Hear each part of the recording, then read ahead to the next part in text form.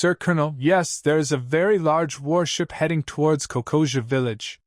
In the room, Colonel Mouse looked at the subordinate in front of him and scolded. Don't you know how to knock on the door before coming in to report? Yes, I'm sorry, Colonel, but that warship is really too big. Looking at the level, well, it seems to be a general-class warship. Colonel Mouse heard his subordinates speak awkwardly and said, Isn't it just a general-class warship? What's all the fuss about? Having said this, Colonel Mouse realized what he was doing. He stood up from his seat with a bang and confirmed to his subordinates. Are you sure that is an Admiral-level warship? I don't know either, but that warship is too big. I have never seen such a big warship before. I understand, back off, back off. Colonel Mouse, who just now said that no one else could speak, was also a little stuck in his speech at this time. The room became calm again, and a very tall fishman with a sharp, jagged nose walked out from behind. Mouse, why did that Admiral-class warship come here suddenly? Could it be that you went to inform? Aaron, you asked me, who am I asking? How do I know that those generals came to the East China Sea if they don't stay well in Marineland? And why should I tell the truth? What good will this do to me? Colonel Mouse said angrily to Aaron next to him. No matter why he came here, I gave you the money and you accepted it. We are on the same boat now. If I am exposed, you will not die. With that said, Aaron jumped out of the window of the room. Relying on the strong physique of the fishman, he disappeared into the jungle with a few jumps. To be on the safe side, he planned to let the other fishmen evacuate from the Dragon Park first. After all, he is not a frog in the well, but he knows how terrible the general is. Kizaru, who had suppressed the rebellion in the Holy Land of Mariajoya, had been promoted to a general at this time. That kind of terrifying strength was something he would never dare to imagine. After seeing Aaron leaving, Colonel Mouse immediately came to the port and personally welcomed Roya's arrival. The welcoming momentum can be described as very huge. It even makes people feel that the relationship between Colonel Mouse and this person is very good. This is also Colonel Mouse's plan to let these villagers scare themselves and cooperate with him in acting. Don't dare to expose his crime to Roja. The warships slowly docked at the port, and Roya and Khalifa got off the warship. Ding, you signed in successfully and got Noah's Ark. Noah's Ark is an oath boat. According to the original Neptune, Noah was a certain agreement between humans and the Mermaid Princess during the blank 100 years, but it was not completed, so it sank in the deep sea. This is the new Noah's Ark, and accepting Noah's Ark is equivalent to accepting the agreement with the Mermaid Princess. Under certain conditions, the system will issue special tasks. The special mission is extremely difficult, but it also comes with luxurious rewards. Please confirm with the host whether you accept the new Noah's Ark. Accept. Roja agreed directly without any hesitation. If he doesn't even have this courage, how will he face the powerful enemies in the future? Ding, the reception is successful. Noah's Ark has been stored in the system space, and the host can release it at any time. When Roja came to Colonel Mouse, the electronic sound of the system slowly disappeared. I saw Colonel Mouse giving a military salute to Roja and saying, Welcome General by Good to inspect Kokoja. I'm not here for inspection, I'm just here to replenish supplies. Colonel Mouse reacted quickly and immediately said to the soldier next to him, Why are you standing there? Why don't you hurry up and carry the supplies? Do you want General by Good to carry them personally? After Colonel Mouse finished speaking, he said to Roja, General by Good, then why don't you go and sit in the office? They won't be able to finish it for a while. At this time, Khalifa said to Roja next to him, Roya, since we have arrived in Kokoja, let's go for a walk. I have never been to the islands in the East China Sea. Well, it's up to you. Seeing this, Colonel Mouse bowed and said, General White Pigeon, I am familiar with Kokoja village, so let me lead you. Roja nodded and said no more. But he was a little surprised that Colonel Mouse was so generous in taking him to visit. Was he really not timid? Or is it that Colonel Mouse has hidden other things very well and is not afraid of his arrival at all? Thinking of this, Luoya thought, interesting. On the island, the breeze is gentle. Colonel Mouse walked at the front, introducing Roja and Califa to Kokoja village. In his words, Kokoja village seems to be a paradise. Under his protection and management, it will not be disturbed by any pirates. It is like a paradise. However, when they walked to the market in Kokoja village, Califa found that the villagers here did not have any smiles on their faces. Instead, after seeing them, they all walked around. She even saw the deep hatred on everyone's face. Califa listened to Colonel Mouse, who continued to praise his achievements, and interrupted loudly. "Is it really as you said? Why don't I see the slightest smile on the faces of these villagers?" When the Mouse Shangxiao heard Califa's words, he couldn't help cursing in his heart. "Damn woman, you are the only one who has too much trouble." "Of course, I only dare to think about it in my heart." He smiled warmly at Califa and said, "That's how they are. If you don't believe it, you can ask them directly. They won't lie to you, right?" When Colonel Mouse finished saying these words, Roya and Califa inadvertently glared at the people around them. The surrounding villagers were so frightened that they all restrained their gazes. In their hearts, Colonel Mouse and Fishman Aaron are insurmountable mountains. Besides, looking at Roja's expressionless look, I guess he and Colonel Mouse are the same person. How dare they expose Colonel Mouse in front of Mouse Shangxiao? All I can say is that Colonel Mouse has been building up his power for a long time. But they living in the East China Sea have no idea what the uniform and the status represented by Luoya actually mean. At this time, Califa came to an old woman selling vegetables and asked the old woman, "Mother-in-law, do you think the recent public security is good? Or is there anything in your life that makes you feel uncomfortable?" The old woman glanced at Colonel Mouse secretly, shook her head quickly, and said, very good, I live very well here, especially after Colonel Mouse came to Kokoja village, he often thought about us." Califa frowned slightly after hearing the words of the mother-in-law in front of her. This wasn't the answer she wanted. Unwilling to be reconciled, Califa asked the person next to him again. But the answers she got were basically the same. Califa was a little confused at this time. Is it possible that the villagers in Kokoja village are habitually expressionless? At this time, the mouse came to Califa's side and said respectfully to Califa, "Sir, I'm not lying to you. The villagers on this island are like this. At first, I didn't understand it and thought it was me. Okay?" After Mouse Shangxiao finished speaking, the surrounding villagers immediately said, No, that's how we are. The rat is the best marine I have ever seen. If it weren't for him, we wouldn't be able to live such a happy life now." The Mouse Shangxia kept nodding his head, and he was still very useful to these villagers. I even thought in my mind, after this guy Baiga leaves, I'll charge them less money.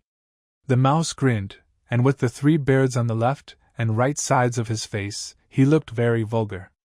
It gives people a feeling of being a villain. But at this moment, 2 girls came out of the crowd.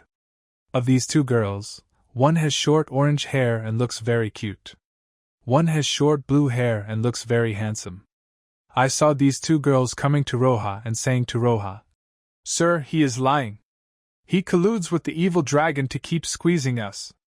If we can't pay the money, we will be killed by them. Kill him." This is how Belmir died. Nami looked at the very gentle Roja in front of her, her watery eyes full of excitement. When Mouse Shangxia saw these 2 girls, he was shocked and the cold sweat on his body almost soaked his clothes. Sir, don't listen to these 2 guys. This is all their prank. Especially this orange-haired girl, named Nami, is telling lies. I have been deceived by her many times before. Woolen cloth. Mouse Shangxiao came to Nami with a smile and said, "Nami, lying is not a good habit. Go home quickly. I can pretend that nothing happened." At this time, everyone in the market in Kokoja village was watching the scene in front of them. Among them, there was a man with a mustache who was even more shocked. His name is Kensuk, and he is the peace officer of Kokoja village, but under the rule of the evil dragon, this title has no real meaning. He had already seen the rat on the zodiac sign, and its expression gradually became gloomy. He immediately came to the side of Nami and Noachigao, and said to the mouse, Colonel Mouse, I really made you laugh. They are so naughty. I will take them home right now. With that said, Kensuk looked at Nami and Nokigo, and motioned to them to leave quickly. Don't you want to live anymore? Why are you still hanging around? Go home quickly, otherwise once you provoke the rat, the two of you will. At this point, Kensuk said nothing more. He was also afraid that he would not be able to control his emotions. But facing Kensuk's words, Nami and Nokiko looked at each other and smiled. He said to Kensuk, Uncle Kensuk, you are a good man, but this is our only chance now. After saying that, Nami said to Roha, Please save us, save this village, please, General Beige. Other villagers may not know what Roha's identity means. But for Nami, she just knew. Not long ago, she rescued a newspaper bird that was injured in a storm on the beach. The newspaper bird, as if in return, gave her a newspaper. From that newspaper, she saw the current situation on the sea and the three newly appointed generals. Therefore, after recognizing Roha's identity, Nami and Nokigo mustered up the courage to come to Roha. When Mao Shangxiao saw that things had reached this point, the fake smile on his lips became stiff. Sir, you can't really believe their lies. Nonsense? If you really want to talk nonsense, it should be you. After saying that, Nami looked at Roha. General White Pigeon, you must not be deceived by him. He and the dragon pirates are working together, and even there is a dragon park built on the coast of the island. If we are not lying, General White Pigeon, I will take you to see it and you will know. Nami spoke very quickly, with a little eagerness in his expression. Seeing this, the rat Shangxiao immediately said, Sir, the sun is really too poisonous now. Do you want to go to my office and sit for a while? Lead the way. Seeing Roya interrupting the mouse, Nami and Nokigo suddenly became excited. I'll take you, General Bai Ge, right now. Just call me Roha, White Dove is just a title. Well, Roya. Mao Shangxiao's body was already wet with cold sweat. No, it's just a little hot, a little hot. Although the mouse was in the zodiac and said so, he only felt a chill to his bones. It's over, what should I do now?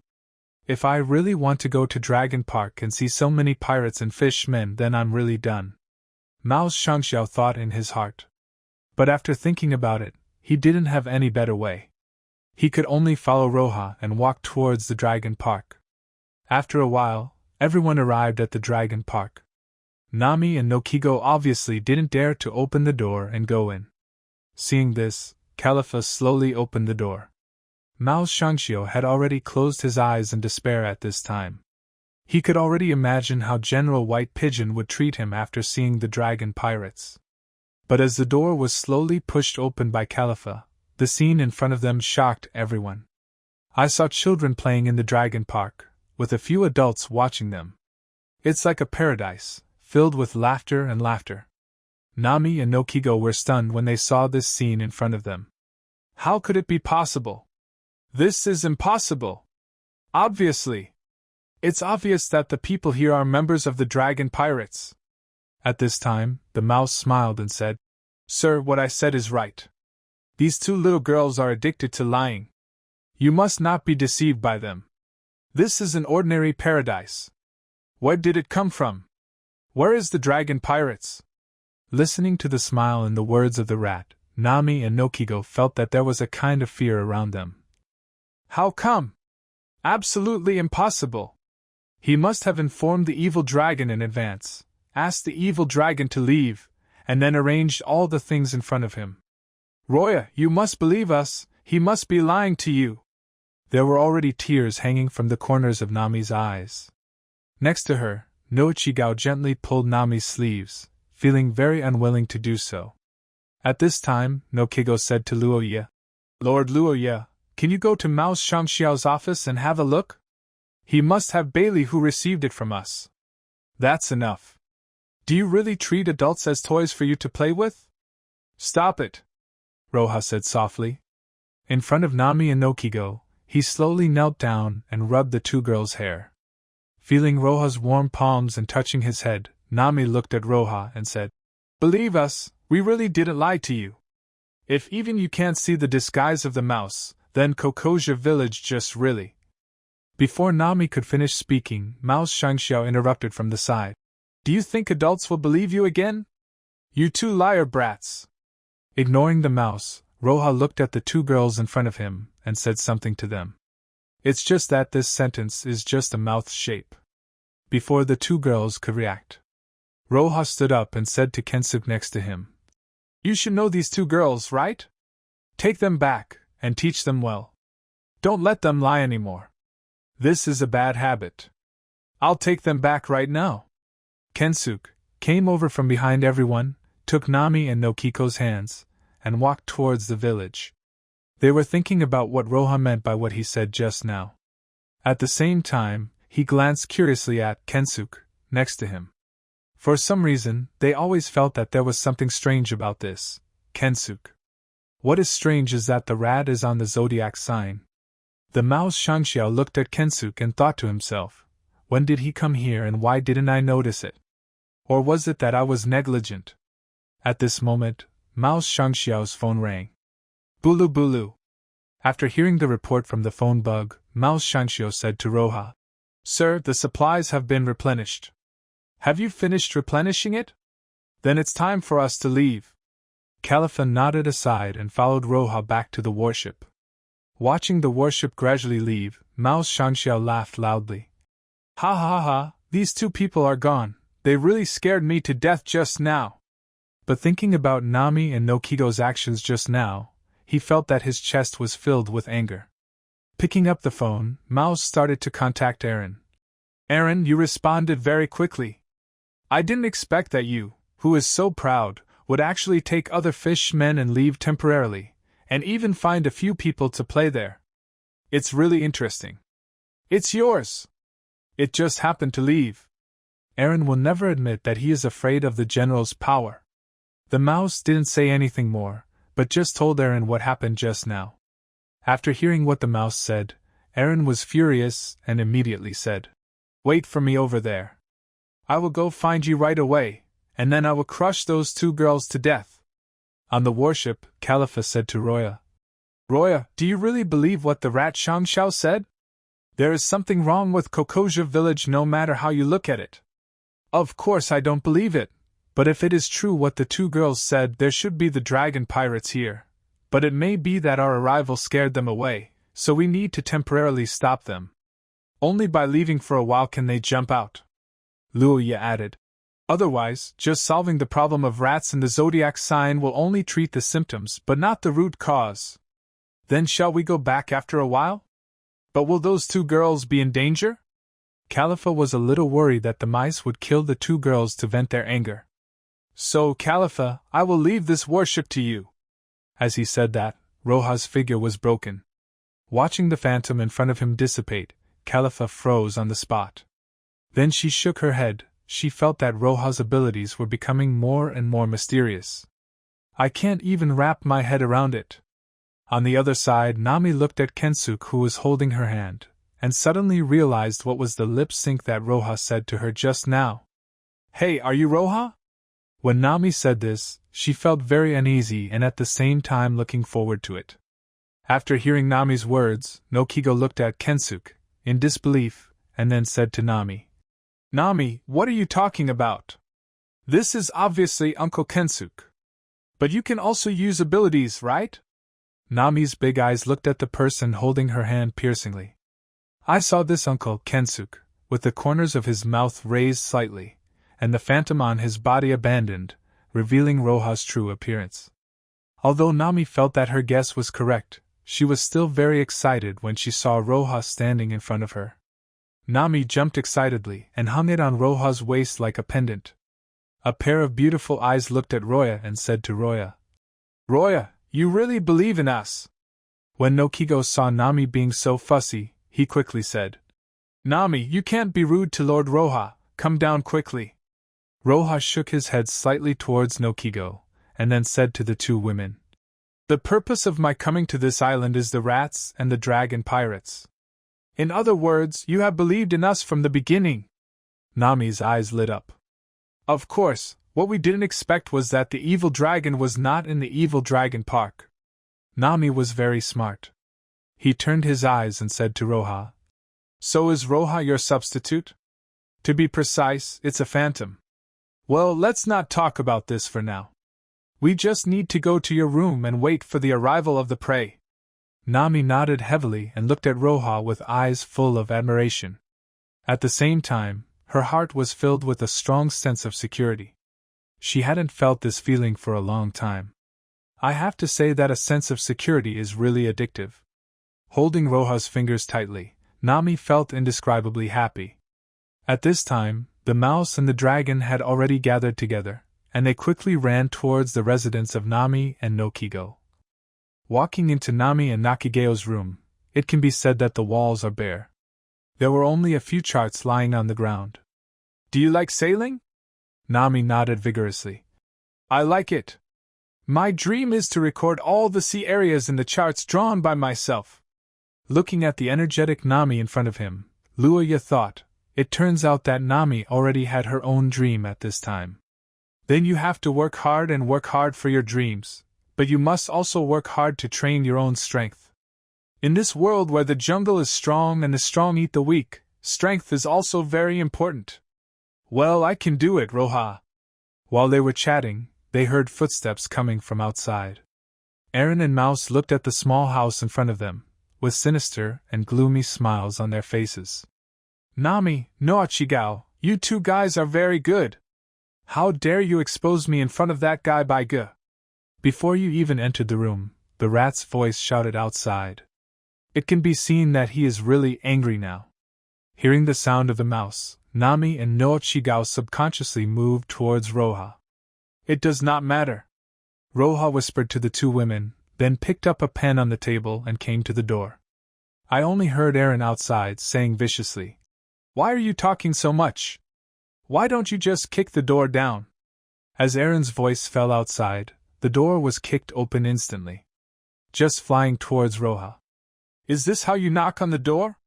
Ryuya held the drawing pen in his hand and raised the corners of his mouth slightly.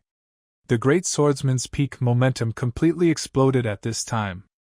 I saw Ryuya using this drawing pen to lightly draw in the air. Moment. A terrifying slash of sword energy formed a semicircular arc in front of Roya, and struck forward with great force. It was as if even the air had been torn apart. The sharp and dazzling sword energy slash cut the door in half and fell to the ground, but its power did not weaken at all. In the blink of an eye, it flew between the mouse and Aaron, across their cheeks. 2 blood stains appeared on their cheeks.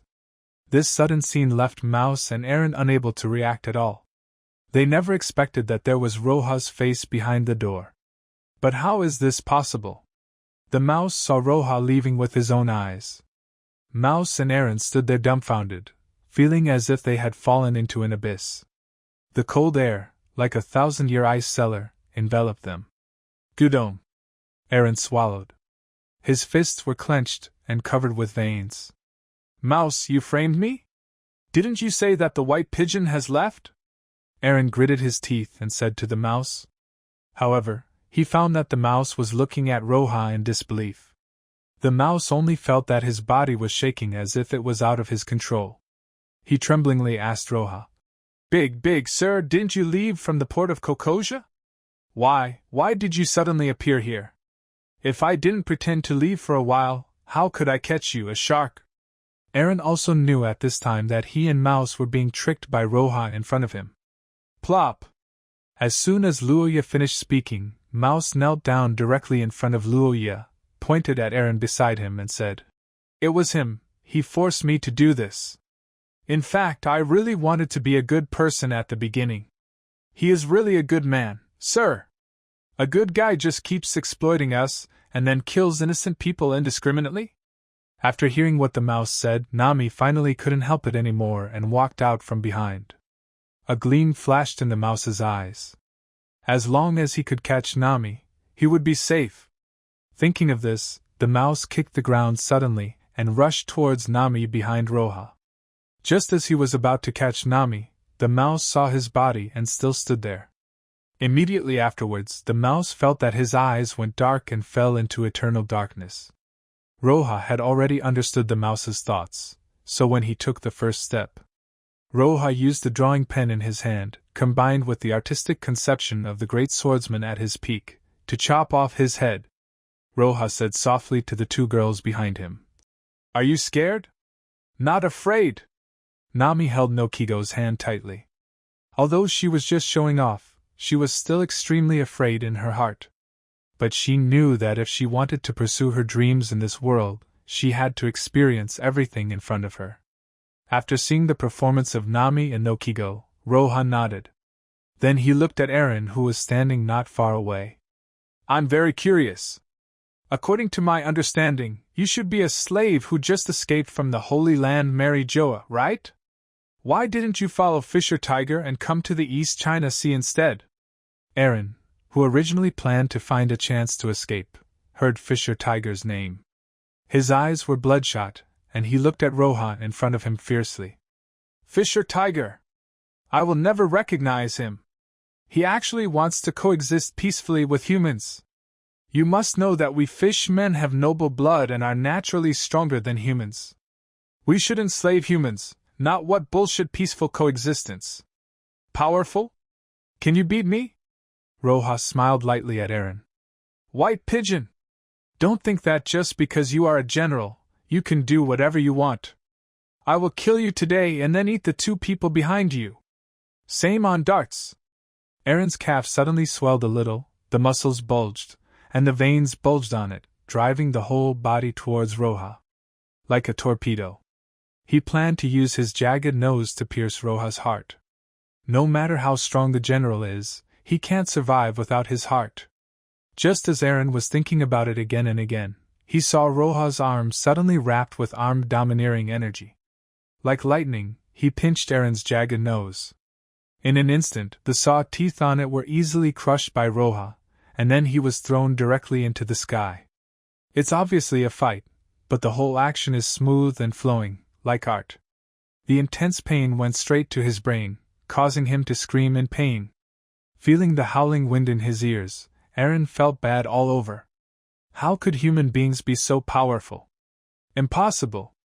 This is absolutely impossible. Don't humans just like to eat fruits? Don't you just like to use external forces to strengthen yourself? How could he be so much stronger than us mermaids in terms of the innate advantage of his bloodline? This terrifying power cannot be achieved even by Fisher Tiger. Damn it! Roja looked at Eren in front of him with a smile. This made Eren even more angry. He absolutely cannot bear to be looked down upon by humans. Eren, who landed on the ground with red eyes, rushed towards Roja like a spin. Same on gear car. Eren wants to use his most confident teeth to tear Roja into pieces. Shaking his head slightly, Roja said softly, The fun is over. After Luoya finished speaking, he thrust forward with the drawing pen in his hand. In an instant, the air spiraled at the tip of the pen, and a slash flew straight towards Eren's heart, whizzing away. The great swordsman's peak sword intent was fully demonstrated by Roja at this time. However, Eren had no fear at all at this time. There was only Roja in his eyes. Not even dodging. It was as if he wanted to die together with Roja. But the slash quickly passed through Eren's heart. Pfft! It all happened so fast. Eren felt weak all over, and his whole body was shrouded in darkness. 5-turn phantom! Roja murmured, and 5 phantoms appeared out of thin air, sorting out the scene. At this time, Kokoja village regained its calm. At this time, the real Kensuke came over with the villagers. They were at the market and heard the noise, so they came over to have a look. Unexpectedly, as soon as I came over, I saw this scene in front of me. They were all stunned, but then they burst into cheers. It was a mountain pressing on their hearts, the joy of being crushed. Although the two people, the evil dragon and the mouse, are very weak and are completely cannon fodder in the Great Waterway, they are indeed very powerful in the East China Sea. Facing such two powerful people, these civilians really felt that the sky was not responding to them, and the earth were not working. But the appearance of Jean Roja saved them from the dire situation. Kensuke came to Luoya, and on behalf of many villagers, he thanked Luoya. Thank you so much, sir.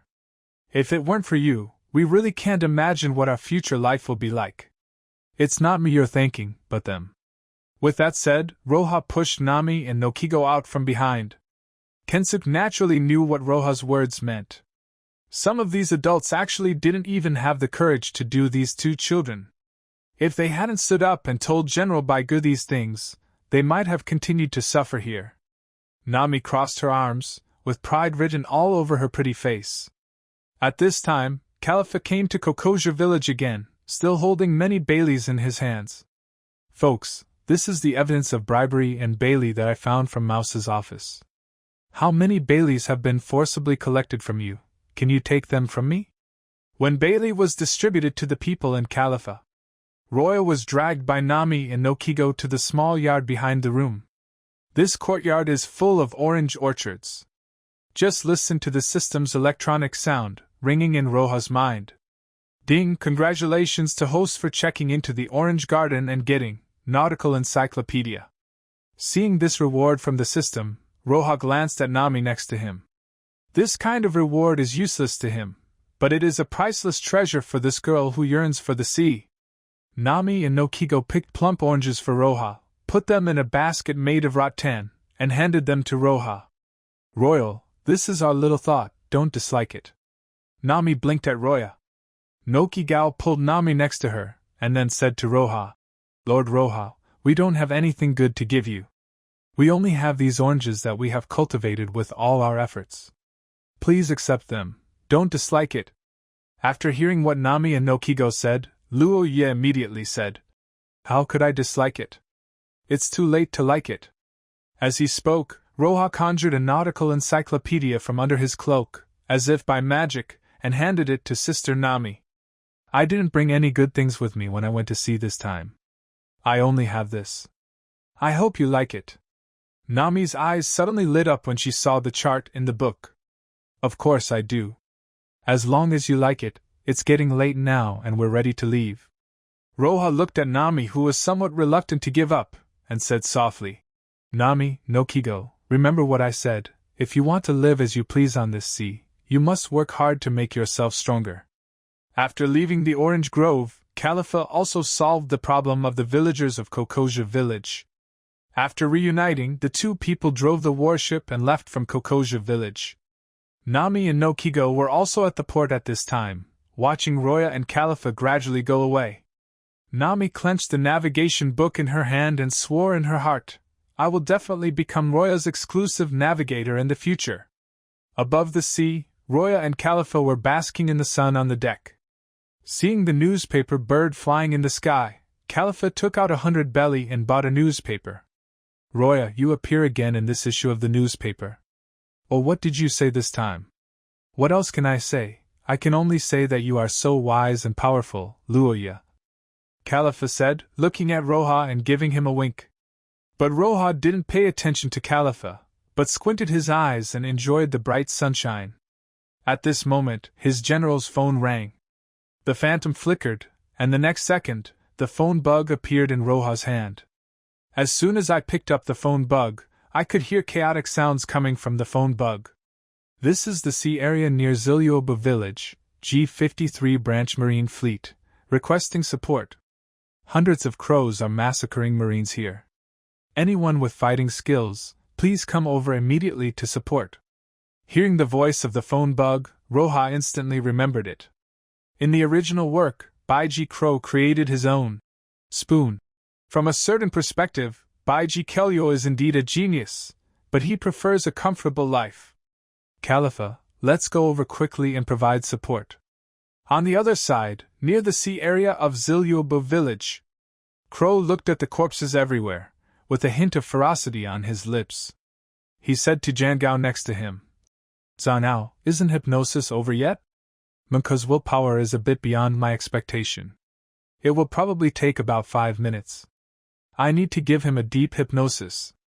Hurry up, I think Marine's support will be here soon. With that said, Crow used the espada cat claw in his hand to stab the Marine soldier next to him who wanted to sneak attack him. The warship is at full power. In a short time, they arrived at the sea near Zilyoba village. I saw 2 relatively small warships docked on the sea. Roya and Khalifa walked on the moonwalk and arrived on the warship. Countless marine soldiers fell into a pool of blood on the warship. Among them, the one who caught Roja's attention the most was a man with a broken jaw and an arm transformed into an axe. This man's name is Minka, and he will become a colonel-level existence in the near future. Minka was lying in a pool of blood, his eyes staring straight at the sky, looking quite terrifying. But Roja knew that he should have been hit by the hypnosis spell. After searching the two small warships, Khalifa came to Roja's side and said softly, "Except for this person, there is no one else alive on the ship." Ding! Release the check-in task, Zilyoba Village, reward, peak medical skills, time limit, 1 day. 1 day, it seems, is very little. But based on the moving speed of the Admiral-class warship, it is enough. It seems that Crow must have escaped. If nothing else happens, he should have gone to Zilyoba Village. Roja looked at Minka lying in a pool of blood and said softly, "But before going to find Crow, we should cure Minka first. After all, he is still a very good marine soldier now." Yes, Minka was originally a marine with great potential, but after going through Zhang Nao's hypnosis, his personality changed drastically, so he became very irritable in the future. Roja didn't want to see the future situation either. But how should we help him? We don't understand hypnosis. Although I don't know hypnosis, as long as it affects the spirit, I am confident to solve it. Thinking of this, Roja looked into Minka's eyes. The fruit ability activates. Roja programmed the genjutsu in his mind and cast it directly into Minka's mind through his eyes. This is one of the advanced applications of the phantom fruit. It is a skill that Luo Yu developed after studying for a long time. But for the time being, it can only be used on people with low mental strength. However, this also proves that fantasy fruits have unlimited possibilities. In about 5 minutes, Minka's originally dull eyes gradually recovered. He looked at Roja and Khalifa with deep confusion in his eyes. Later, he saw a pool of blood on the warship. Countless soldiers died tragically on the warship. This made Minka's heart suddenly twitch. What the hell happened? Why are they all dead? Minka stood up from the pool of blood. The impact in front of him made his pupils shrink suddenly. This is not your fault. If you want to blame it, you can only blame Crow. After hearing Roja's words, Minka suddenly remembered. They had been chasing Crow before, but they seemed to have fallen into a trap. Then after he saw a man wearing a hat and white hair, he completely forgot what happened next. Khalifa, you and Minka each drive a warship and wait at the nearby marine branch. Leave Crow's affairs to me. After I deal with them, I will pick you up there. The last words were spoken by Roya to Khalifa. I see. Khalifa has 100% confidence in Roja's strength. So immediately, Minka and I each drove a warship and headed towards the marine branch. Roja, on the other hand, used his fruit ability to drive a general-class warship and quickly sailed towards Zilyoba Village. At this time, the Black Cat pirates formed by Crow had arrived at the shore of Silab Village. They put away the pirate flag and did not attract other people's attention. Zhang Nao looked at Crow and said, "Captain, have you really decided not to sail on the sea in the future? I'm tired of this kind of life. I just want to integrate into the peaceful island life." Crow looked at Zhang Gao and said, 3 years later, I have integrated into the life of the island with my new identity. At that time, you were coming to find me, do you understand? Crow, known as 100 Strategies of Crow. This also means that he has unusual intelligence. When he wanted to live a peaceful life, he had already planned things for a few years. Zhang Nao looked at Crow's determination and sighed. I know the captain, and I will come to find you in 3 years. Crow nodded, then left the boat and walked towards the center of the island. After watching Captain Crow disappear from their sight, Zhang Nao said to the other pirates, Let's go, we are also preparing to go to sea. From today on, I will be the captain of the Black Cat pirates. Yes, Captain. However, not long after they left Zilyoba Village, they saw a very exaggerated warship appearing in their field of vision. Captain, there is a warship ahead. It's such a big warship. Although Zhang Nao wears glasses, his eyesight is pretty good. He obviously also saw that incomparable huge warship. They had seen many warships, but this was the first time they saw such a large warship. Suddenly Zhang Ao reacted. Recently he saw from the newspaper that White Pigeon, the general of Marine Fando's headquarters, appeared in the world. Along the way, all pirates encountered were killed for their crimes, and those who had just left the sea were sent directly to prison. This can be said to be a round trip after killing one. This steely style makes many people feel frightened. Thinking of this, Zhang Ao raised his hands without any hesitation and shouted to the crew around him. Hurry up! Raise your hands quickly, we surrender! Zhang Ao only felt that they really got off to a bad start. He finally became the captain of the Black Cat Pirates, not long after he went to sea. He actually encountered General Baiji's warship, which made him very depressed. But as long as you can survive, that's fine. Roja stood on the deck and looked at the Black Cat Pirates' ship. All the crew members raised their hands high and kept shouting, "Surrender!" This scene, even when Roja saw it, made him laugh.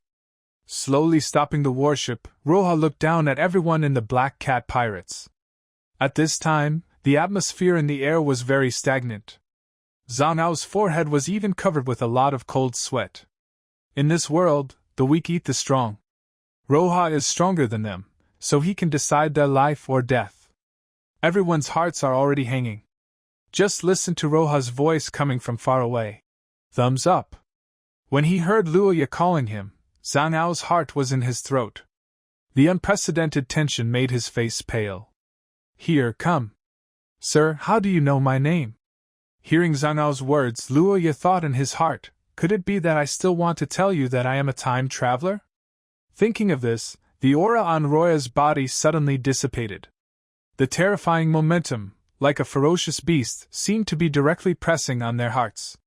They were so frightened that they knelt down directly on the boat. The tenderness on Roja's face was gone. With an expressionless expression, he asked Zhang Ao, "Where is Baiji Kelio?" Facing Roya, a White Pigeon general, how could Zhang Ao dare to deceive Roya, and sold Crow without hesitation. "Sir, he is in Zilyoba village now. I am willing to take you to find him. I just hope you can let us live." Roja didn't say much, just said lightly, "Lead the way." Soon, Luoya and Zhang Ao arrived at Zilyoba village. Only the system's electronic sound was heard in Roja's mind. Ding! Congratulations to host for completing the sign-in task and receiving the reward, Peak Medical Skills. Peak Medical Skills can directly surpass One Piece GOLD. Roger's Royal Ship's Dr. Kuroka's. As long as others are still breathing, there is a great possibility of saving lives. It is the medical skill closest to a miracle. Luoya is very satisfied with this reward from the system, because the practicality of peak medical skills is really too high.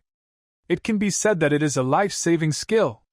However, Luoya was very happy, but Zhang Ao was nervous. Walking next to Roja, Jan Gao felt as if his heart was like an elephant bumping around inside. There was no way to calm down. "Do you know Crow's exact location?" "Sir, I know." The captain, "No, I went there with Crow before. His goal was the wealthy family in the middle of the island." "Lead the way." "Yes." On the other side, Captain Crow disguised himself as a young crew member who was kicked off the ship because he made a small mistake. The whole body was covered with dust and looked very pitiful. Thus, he deceived the trust of Kaya's parents and kept him in the house as a housekeeper. Looking at everything in the room, Captain Crow's eyes showed a little bit of passion. 3 years, after I have completely integrated into the life of the island, it will be your death. A cruel smile appeared on the corner of his mouth, but in an instant, he completely hid it. Suddenly, he saw a figure flashing outside the window. The figure came behind a tree, climbed up the tree easily, and knocked on the second-floor window. The window opened. Kaya frowned cutely, and looked at the long-nosed man in front of her with irritation. "I told you, don't harass me anymore. I don't like to hear your bragging." When Usopp heard Kaya's words, he waved his hands quickly and said to Kaya, No, today's matter is really important, and I promise I'm definitely not bragging. Do you think I will believe it?" Usopp is the most liar in the village. When Usopp heard Kaya's words, his hands suddenly tightened, clutching his chest, and reluctantly said to Kaya, Kaya, I have a disease that will kill me if I don't finish the story. Kaya was very gentle. Although she knew Usopp was pretending to be in pain, she still nodded and said, For the last time. Okay, the story I'm telling you today is the rumor I heard when I went to sea. Kaya knew that what Usopp said about going to sea was actually just playing house with other kids. It's just that she is as gentle as water and is embarrassed to expose Usopp. I went out to sea today and heard about a big pirate who seemed to be tired of life. Then he killed himself and prepared to start a new life, and then… Usopp, you are lying again. How can you start a new life after killing yourself? Kaya asked her question. Usopp rolled his eyes and suddenly remembered a good reason. It's very simple. For example, let's say I am a pirate, and then I let hypnosis become a marine, and then I can just find someone to replace me. Wouldn't I be free in this way? Kaya didn't believe that Usopp's words were just good upbringing, but she still wanted to listen to this unreasonable story. However, Usopp didn't know that Crow's figure was hiding next to the tree, looking at Usopp on the tree with cold eyes. Usopp only felt a cool breeze blowing by, but as he was making up a story for Kaya, he didn't care at all about this inexplicable chill. Then this pirate came to an island, pretended to be a sailor, gained the trust of others, and became a steward, but no one knew that his ultimate goal was to steal their property.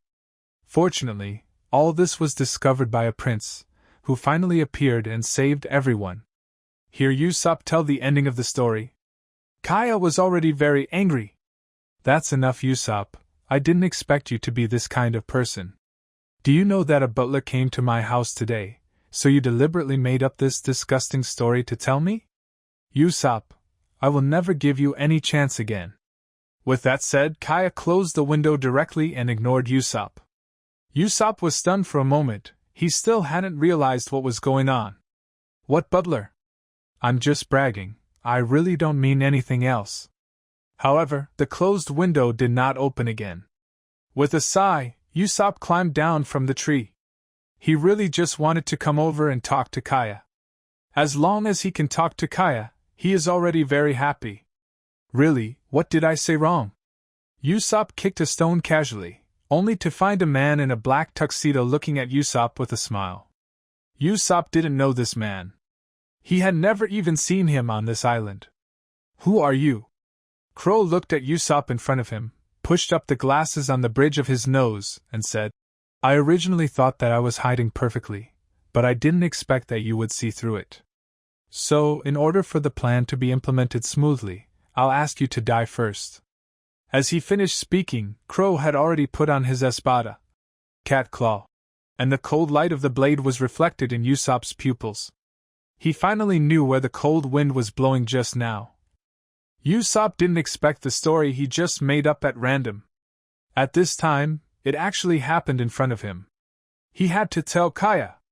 Thinking of this, Usopp turned around and ran away, shouting with the loudest voice in his life. But before he could finish his words, Crow's espada, cat claw, suddenly stabbed out of his chest. The blade was covered with his own blood. Intense pain shoots straight to the brain. Darkness seemed to envelope him at any time. But it's now time. He absolutely cannot. Backing off like before. His dream is to become a sea warrior. After being coward for such a long time, even if I just have to be brave before I die, that's okay. Kaya. Run. The sound was heartbreaking. Everyone who heard it got goosebumps. Without any hesitation, Usopp fell backwards. Let Crow's espada, cat claw, leave deeper wounds on his body. He also wants to leave more time for Kaya and the others. Crow obviously didn't expect that Usopp would make such a choice. He staggered and was knocked to the ground by Usopp. But Usopp's voice has reached the ears of Kaya and Kaya's parents. Crow pulled the espada, cat claw, out of Usopp's body. Blood slipped from the blade. After dragging his glasses with his hand, Crow said to himself, If my identity is exposed, it seems that I can only kill you. Crow looked at Kaya's parents walking out of the big house, with a cold light flashing in their eyes. I won't let you touch a hair of Kaya. Usopp, who was already seriously injured, seemed to have a very tenacious will. Holding back the dizziness, he stretched out his bloody hand and grabbed Crow's ankle. At this time, Kaya also came down from upstairs. She didn't expect that the person who looked so amiable just now would turn into a murderer in the blink of an eye. Kaya, who was originally very fair, looked even paler at this time. Crow raised his foot high, and then stepped on Usopp's hand, deforming it. Crow walked towards Kaya and the others without any emotion at all. Espada's cat's claw was dragged on the ground, like a sound of urging, constantly pouring into the ears of Kaya and others. I saw that Crow then raised the claw in his hand high, and the sunlight shone on the blade, but it shone with a cold light. In an instant the blade fell. A bloody flower suddenly bloomed on the chest of Kaya's parents. Fell to the ground. Kaya was frightened. She wanted to run away. But her legs didn't obey her orders at all. It was as heavy as if it were filled with lead. I couldn't move my legs at all. If you want to blame, just blame this guy with a long nose. If he hadn't told this matter, he wouldn't have done it so quickly. Crow smiled evilly and said, You and your parents can still live a little longer. With that said, Crow raised his arms high again and lowered them towards Kaya. On the other side, Roya and Jangao were moving quickly towards Kaya's direction. Suddenly, a hoarse shout was heard. Roja frowned, after confirming the direction. The legs suddenly turned into afterimages, dots on the ground one after another. The powerful reaction force directly drove Roja's body forward. Shave. A shadow flashed past Zhang intuition, and then the flying dust in the sky appeared in his sight. And the cracks in the ground next to him. It made Zhang feel extremely stunned. Is this the strength of General Baigu? Just talking about this speed, he can beat countless people. Ding! The crisp sound spread in Zilyoba village. I saw Roya's figure already in front of Kaya. Peak-armed domineering energy wrapped around his arm, directly blocking Crow's attack. Crow felt his arms go numb. The cat claws on his right hand were all shattered under Roja's resistance. It turned into a broken blade and fell to the ground. White cloaks flutter. Roya protected Kaya behind him. When I saw blood everywhere, Usopp and Kaya's parents were lying on the ground. The aura on Roja's body suddenly exploded. Baji Kelyo, you succeeded in irritating me. Since coming to the pirate world, Roja has never been truly angry. By chance, a strong wind suddenly rose, and dark clouds suddenly covered the sky. There was even more roaring thunder above, which looked quite terrifying. Pay the price for your behavior. After Luo Ye's words fell, he kicked out. The speed was so fast that Crow had no way to react. Bang! Crow was like a kite with a broken string, and was kicked away by Roya, at least a few hundred meters away. However, Roja directly used shaving to get behind Crow. Crow was not given a chance to react at all. Jiqian Huanglian. Roja first bent his index finger, then used the super high speed to stab Crow's body, and then moved up, down, left, and right to change the position of the next shot. This is Roja venting his anger. It would be too easy for Crow to die all at once. Roja wants him to feel what despair means. In an instant, Crow felt as if his back was being shot by countless bullets, constantly piercing his back. Blood spurted out and scattered all over the ground. When Roja stopped attacking, Crow knelt directly on the ground, coughing out blood. Use the broken cat's claw to wipe away the blood from the corner of his mouth. Crow supported his body and said to Roja, You forced me to do this. Once I use this trick, no one present will be able to escape. Spoon. Crow is extremely confident. This is his strongest move. He uses high-speed movement and the cat claws on his hands to attack, which can kill a large number of enemies. He is so fast that even the person who makes the move doesn't know what he will hit. It's an indiscriminate attack. I saw Crow starting to move quickly. Chi. On trees, on the ground, on rocks. You can see Crow's paw prints left on it. Kaya also felt the power of Crow. Immediately reminded Roja. Be careful. A flash of cruelty flashed through Ryuja's eyes. I'm in a bad mood, so I won't watch you use the spoon. Now please go to hell. After the words fell, Roja came directly to Crow. The so-called fast in Ryuja's eyes is just like playing house. Bang! Roja stretched out his palm and directly touched Crow's head. Before Crow could react, he only felt his body soar into the air, and then hit the ground heavily. Boom, boom, boom. I saw cracks on the ground, and the cracks extended to 100 meters. Within 100 meters, trees were broken into pieces. This scene happened to be seen by Zhao, who was rushing over. Time seems to stand still at this moment. He did not expect that in his impression, the captain looked arrogant and invincible. After using his strongest move, he was directly pressed to death by Roja. It's as easy as squeezing an ant to death. This is too scary. Is this the strength of a general? It's too strong. Zhang Gao felt that his outlook on life had been completely refreshed. It's just that although Crow was killed by Roya, Kaya's parents and Usopp were already lying in a pool of blood. Kaya collapsed on the ground, tears falling from the corners of her eyes unconsciously. After Roya dealt with Crow, he quickly came to Kaya's side. Believe me, nothing will happen. As soon as he finished speaking, Roja used Fifth Transformation Phantom, and the phantom immediately dispersed and moved towards the warship. He needs some medicine. These medicines are used to treat wounds. Coupled with Roja's current peak level of medical skills, as long as he still has breath, Roja is sure to save them. Kaya looked at Roya in front of her. Watch him stop the bleeding and bandage his parents in one go. Plus various actions and methods that Kaya can't understand. I saw her parents slowly opening their eyes. Luoya waved to Kaya and asked her to come over and take care of her parents first. Then Roja came to Usopp's side. It has to be said that Usopp's injuries are several times more serious than Kaya's parents. But even so, Usopp already had a little heartbeat. What he relies on is his will that is far beyond ordinary people. Should I say that he is worthy of being Usopp in a desperate situation? This kind of willpower is really powerful. Usopp, your future lies above the sea. As Roja finished speaking, the phantom appeared again. They are under the control of Roja and have a clear division of labor. With the pinnacle of medical skills, Luoya forcefully rescued him from the gate of hell. Then put them on the bed and let them rest peacefully. Kai came to Roja. She suddenly remembered that in Usopp's story, it was the appearance of the prince in the end that turned everything around and saved everyone. Now, in Kaya's view, Roya is the prince in the story. It was precisely because of Roja's appearance that her parents were saved from danger.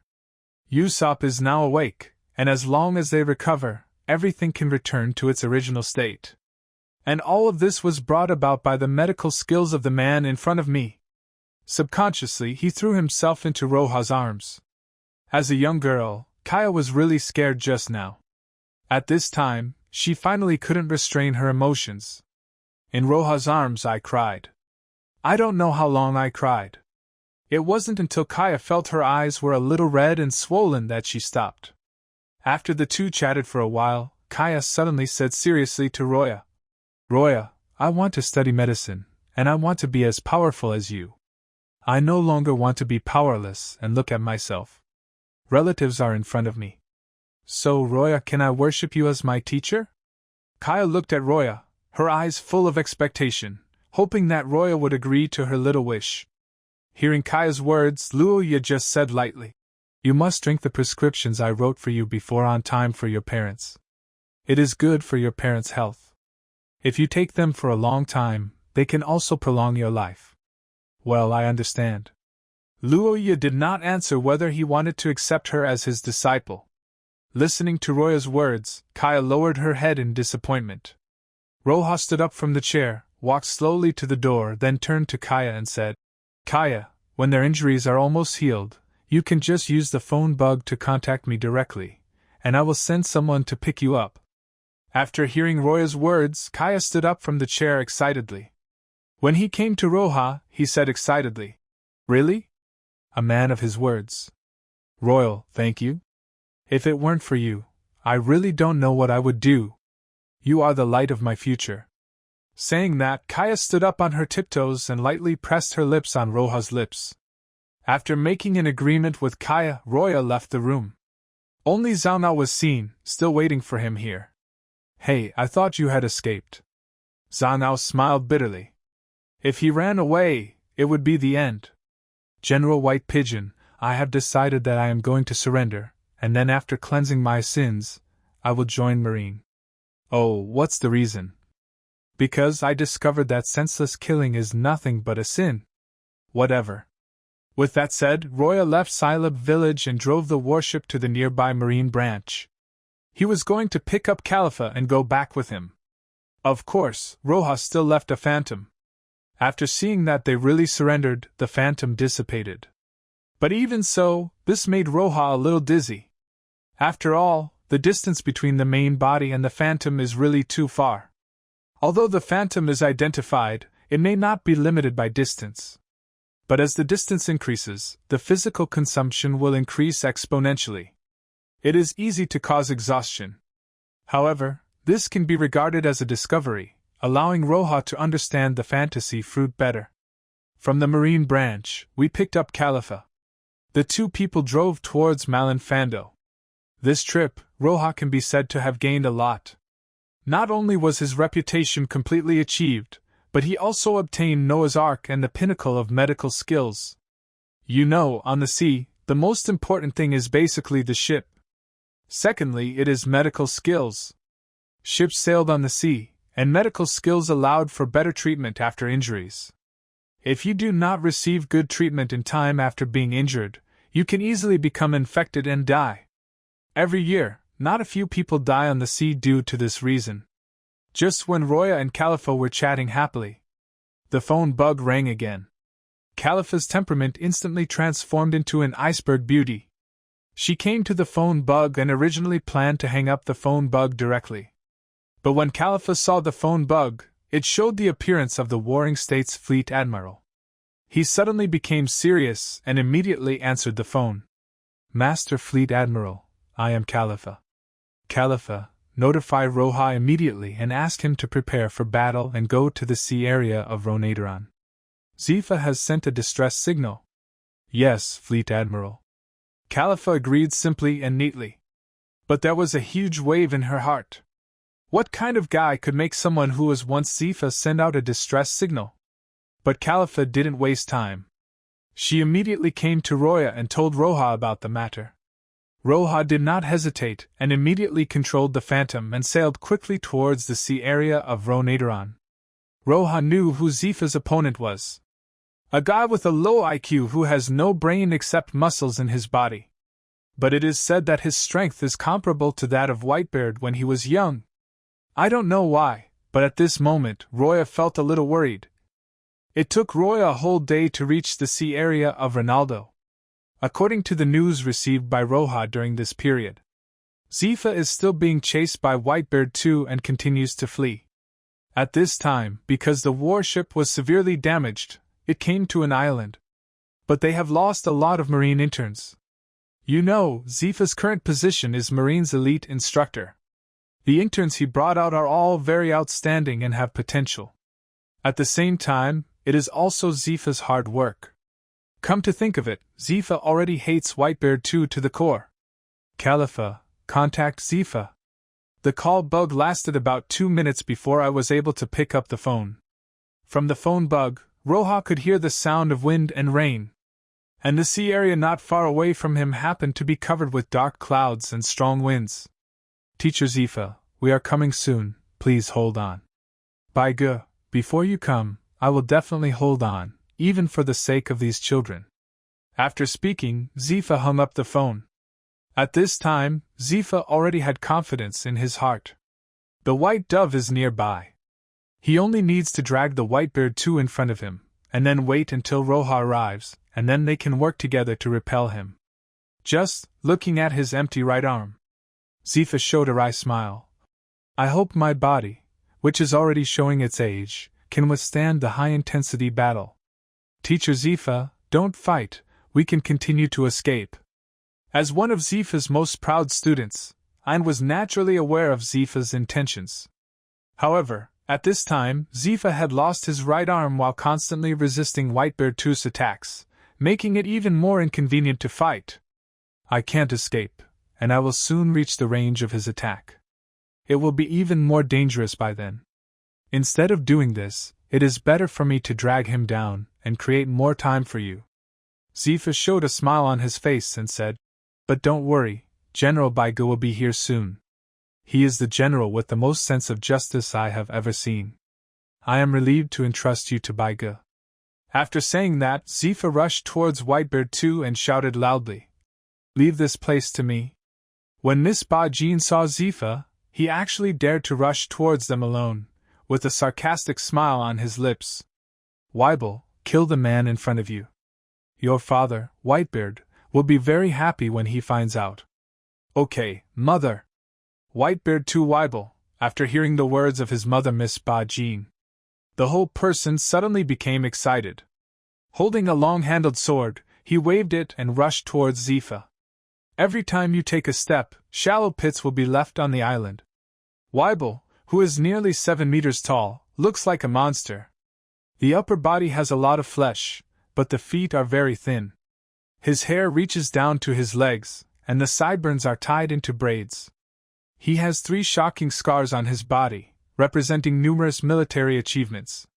What best represents his identity is the white beard that curves upward in the shape of a crescent moon, just like the white beard. It's just that compared to Whitebeard's beard, Weibel's is thinner and longer. Weibel is going to crush you to death. As he spoke, Weibel raised his long-handled sword high and slashed towards Zifa.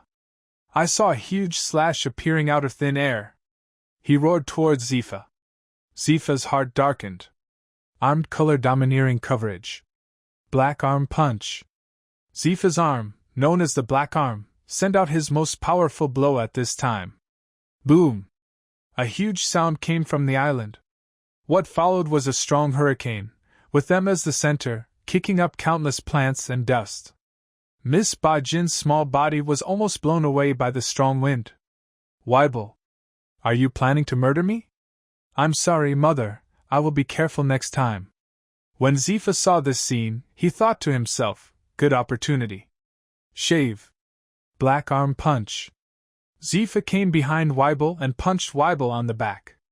If it were an ordinary person, the power of Zifa's punch could directly blow an ordinary person to pieces. But when facing Weibel, it was like being hit by an iron plate. It didn't cause much harm to Weibel at all. This guy's physical fitness is simply too abnormal. He's no less impressive than that guy with Whitebeard. Weibel turned his head to look at Zifa, raised the long-handled sword in his hand again, and without hesitation, struck it down at Zifa again. This time, Weibel did not use a slash, he just used strength. Crush it to me. Black arm punch. Zifa is not timid at all.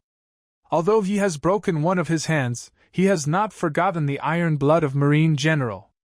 Boom! Accompanied by a loud bang.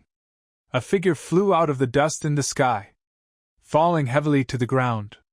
After smashing dozens of trees in succession, the two of them hugged each other before stopping. Puff! Zifa vomited blood, and his arm domineering energy also dissipated at this time. The whole body seemed to be falling apart, and felt unusually heavy.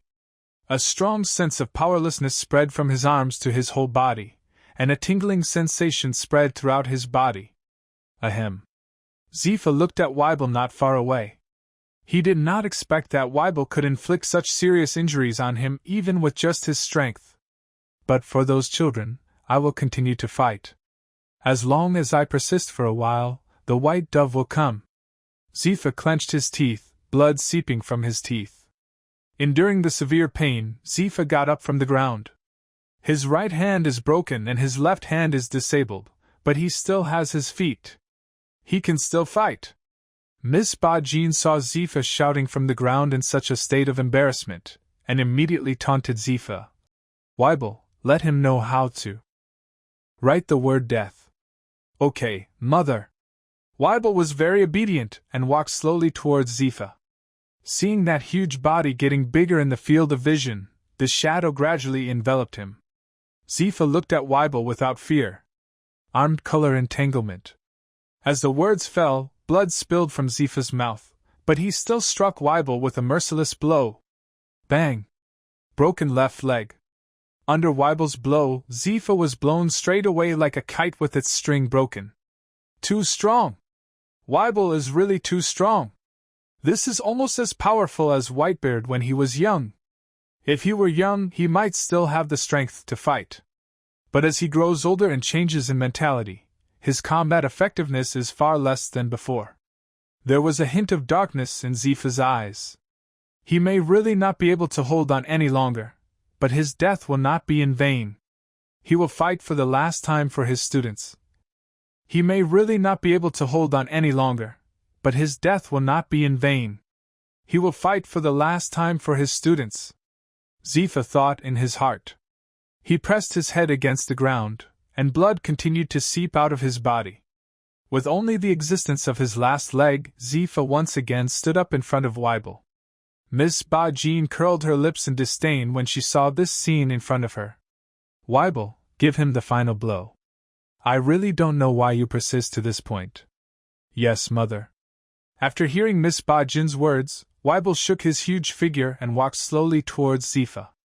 Every step he took was like a bell of despair stepping on Zifa's heart. Slowly raising his head, he saw that the iconic sunglasses on the bridge of his nose had been broken in half, as if they would fall to the ground at any time, and looked shaky, just like Zifa now. Die. Weibel didn't say anything else. He immediately raised his long-handled sword and slammed it down towards Zifa. This blow, given Zifa's current condition, would almost kill him if he was hit. But even so, isn't it a very good choice to be able to buy even a few seconds for your students? Armed and domineering. I saw that Zifa condensed all the armed colors on his forehead. Use the only remaining leg, slowly bend it, and then rush towards Weibel. On the other side, Roja looked at the island in the distance with a dull expression. He had already seen the marine trainee standing next to the island. Each of these guys has injuries of various sizes on their bodies. The most serious thing is that he has fainted. 100-turn phantom. After Luoya finished speaking, 100 more phantoms suddenly appeared behind him. Holding first aid supplies in their hands, these phantoms stepped on the moonwalk and came to the island to provide first aid to these marine interns. With his peak medical skills, Roja is confident that he can save them. Khalifa, once the first aid is completed, let them lie down on the warship. Yes, General Baiga. In this case, Khalifa is also very serious. Among the students, they looked at these phantoms in an orderly manner, checking the students' wounds and providing first aid.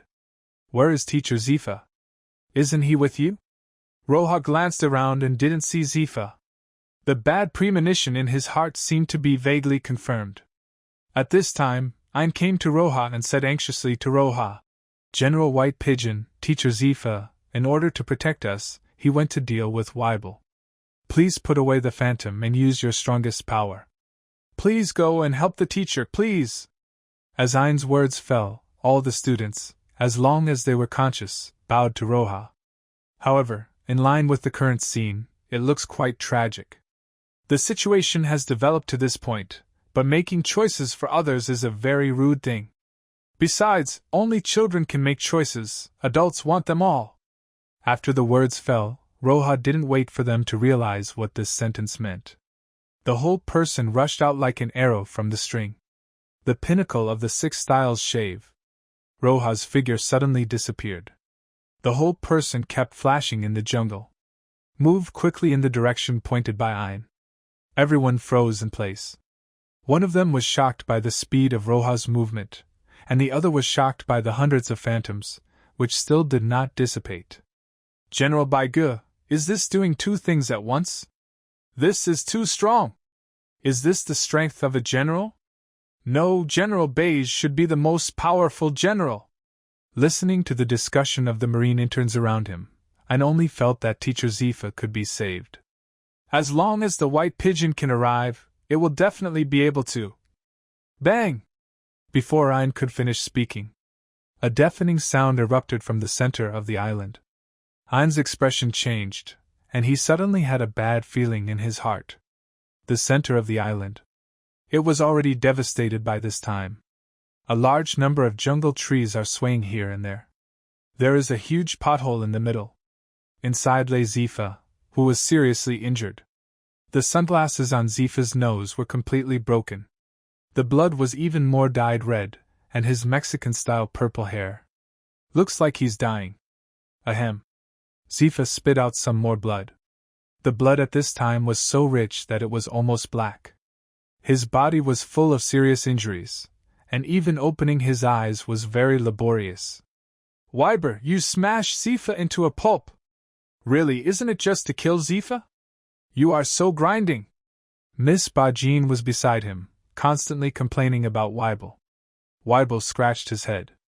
Didn't his mother just say that he should be careful not to affect her? That's why he was so cautious. But since Miss Bajin said so, Weibel planned not to hold back any longer. The momentum on his body is rising steadily. Coupled with the height of nearly 7 meters, it looks quite scary. Zifa lay in pain, looking up at the sky full of dark clouds. It would be nice if I could take a look at the blue sky before I die. Boom! Thunder exploded in the air, and heavy rain poured down from the sky. Zifa slowly closed his eyes. It seems that there is no way to realize his last wish, but it should be enough to buy those guys so much time. Weibel came to the side of the pothole. He raised his head again and hit Zifa's head with the long-handled sword in his hand. It seems I came just in time. The corners of Roja's mouth raised slightly. A phantom turn. Once again a phantom is used. The phantom appeared next to Zifa, moved Zifa away from the hole, and at the same time controlled the phantom to move quickly towards the warship. Zifa opened his eyes with force. He only saw himself being carried on Roya's shoulders. And another Roja has already arrived in front of Weibel, his hands wrapped with armed domineering force, and he directly takes the sword with his bare hands. Only a loud bang was heard. The pothole under Roja's feet was a little deeper, and the ground was full of cracks. But Roja's hands were not harmed at all. Seeing this scene, Zifa knew that the white pigeon was coming. Phantom looked at Zifa.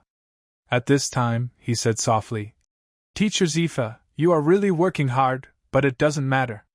Leave the rest to me." Thinking of this, Zifa completely relaxed and slowly closed his eyes again.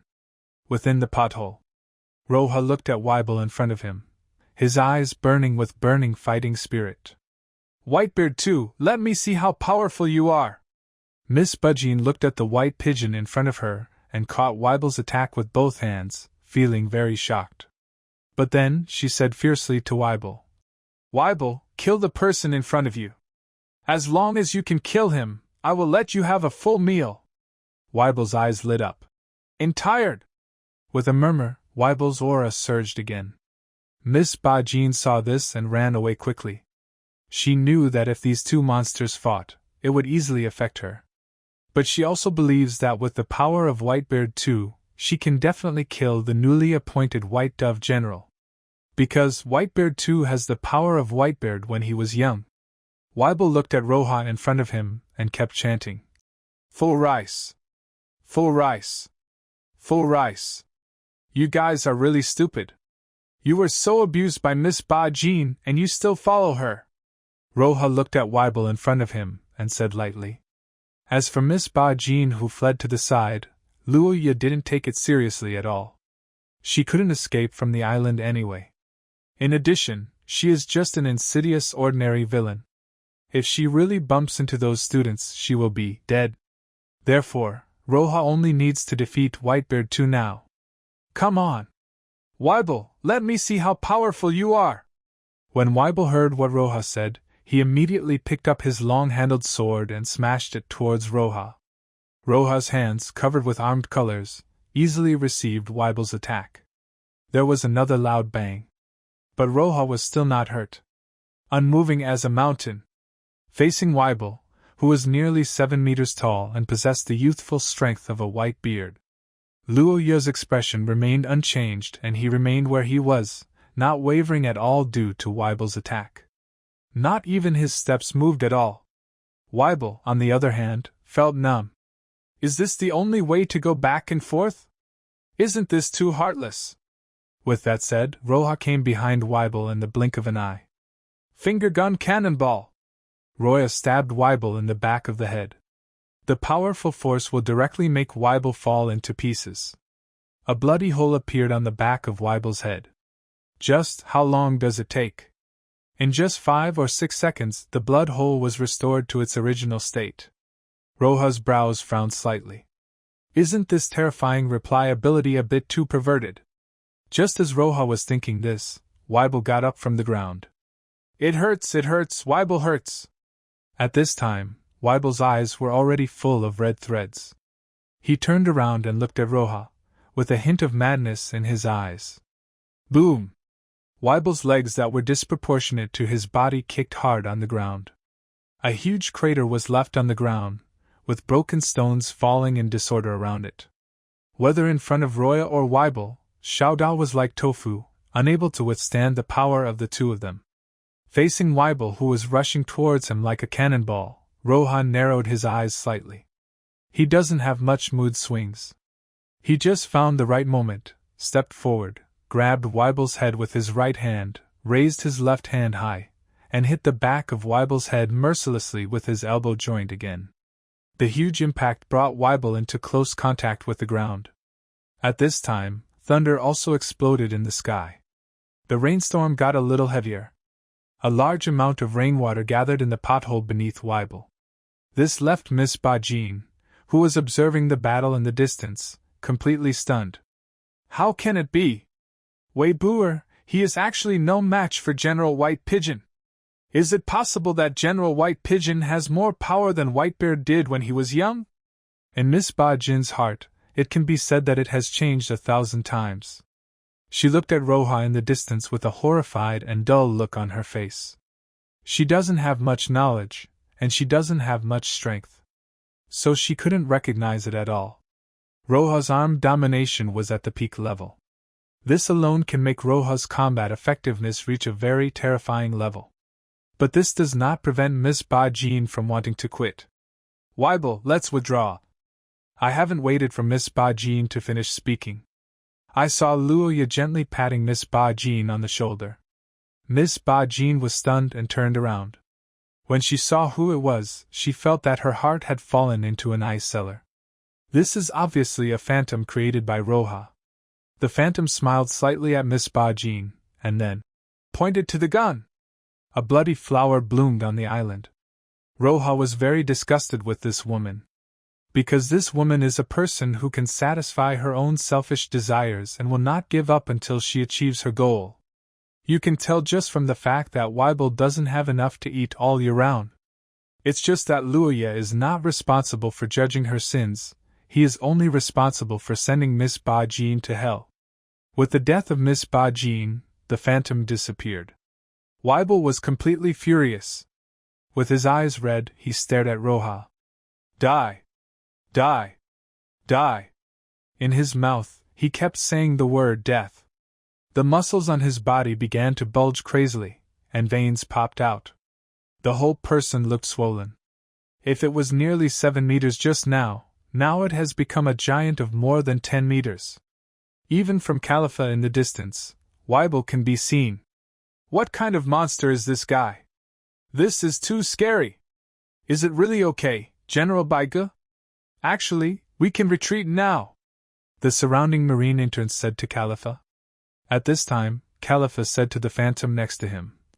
Roya, is it okay? If it doesn't work, let's withdraw. I only heard the phantom next to me, chuckling at Khalifa and saying, Teacher Zifa paid such a painful price, how could I not avenge him? Don't worry, everything is within my control. At this time, Weibel's muscles had swelled too much, and blood beads like sweat were even oozing out. Is this some special ability? Roja's brows frowned slightly. After all, this scene never appeared in the original work. Roar! Weibel is now like a crazy beast, rushing towards Roja like crazy. With every step you take, a small pit will appear on the island. Weibel, holding a long-handled sword, waved it vertically. I saw an extremely exaggerated slash, cutting the island in half under the gaze of everyone. Everyone was stunned when they saw this scene. The island was as quiet as death. The next second, the island instantly broke into two halves, and a large amount of sea water surged out from the gap. Everyone saw this scene in front of them. Khalifa subconsciously tightened her grip on Katkin.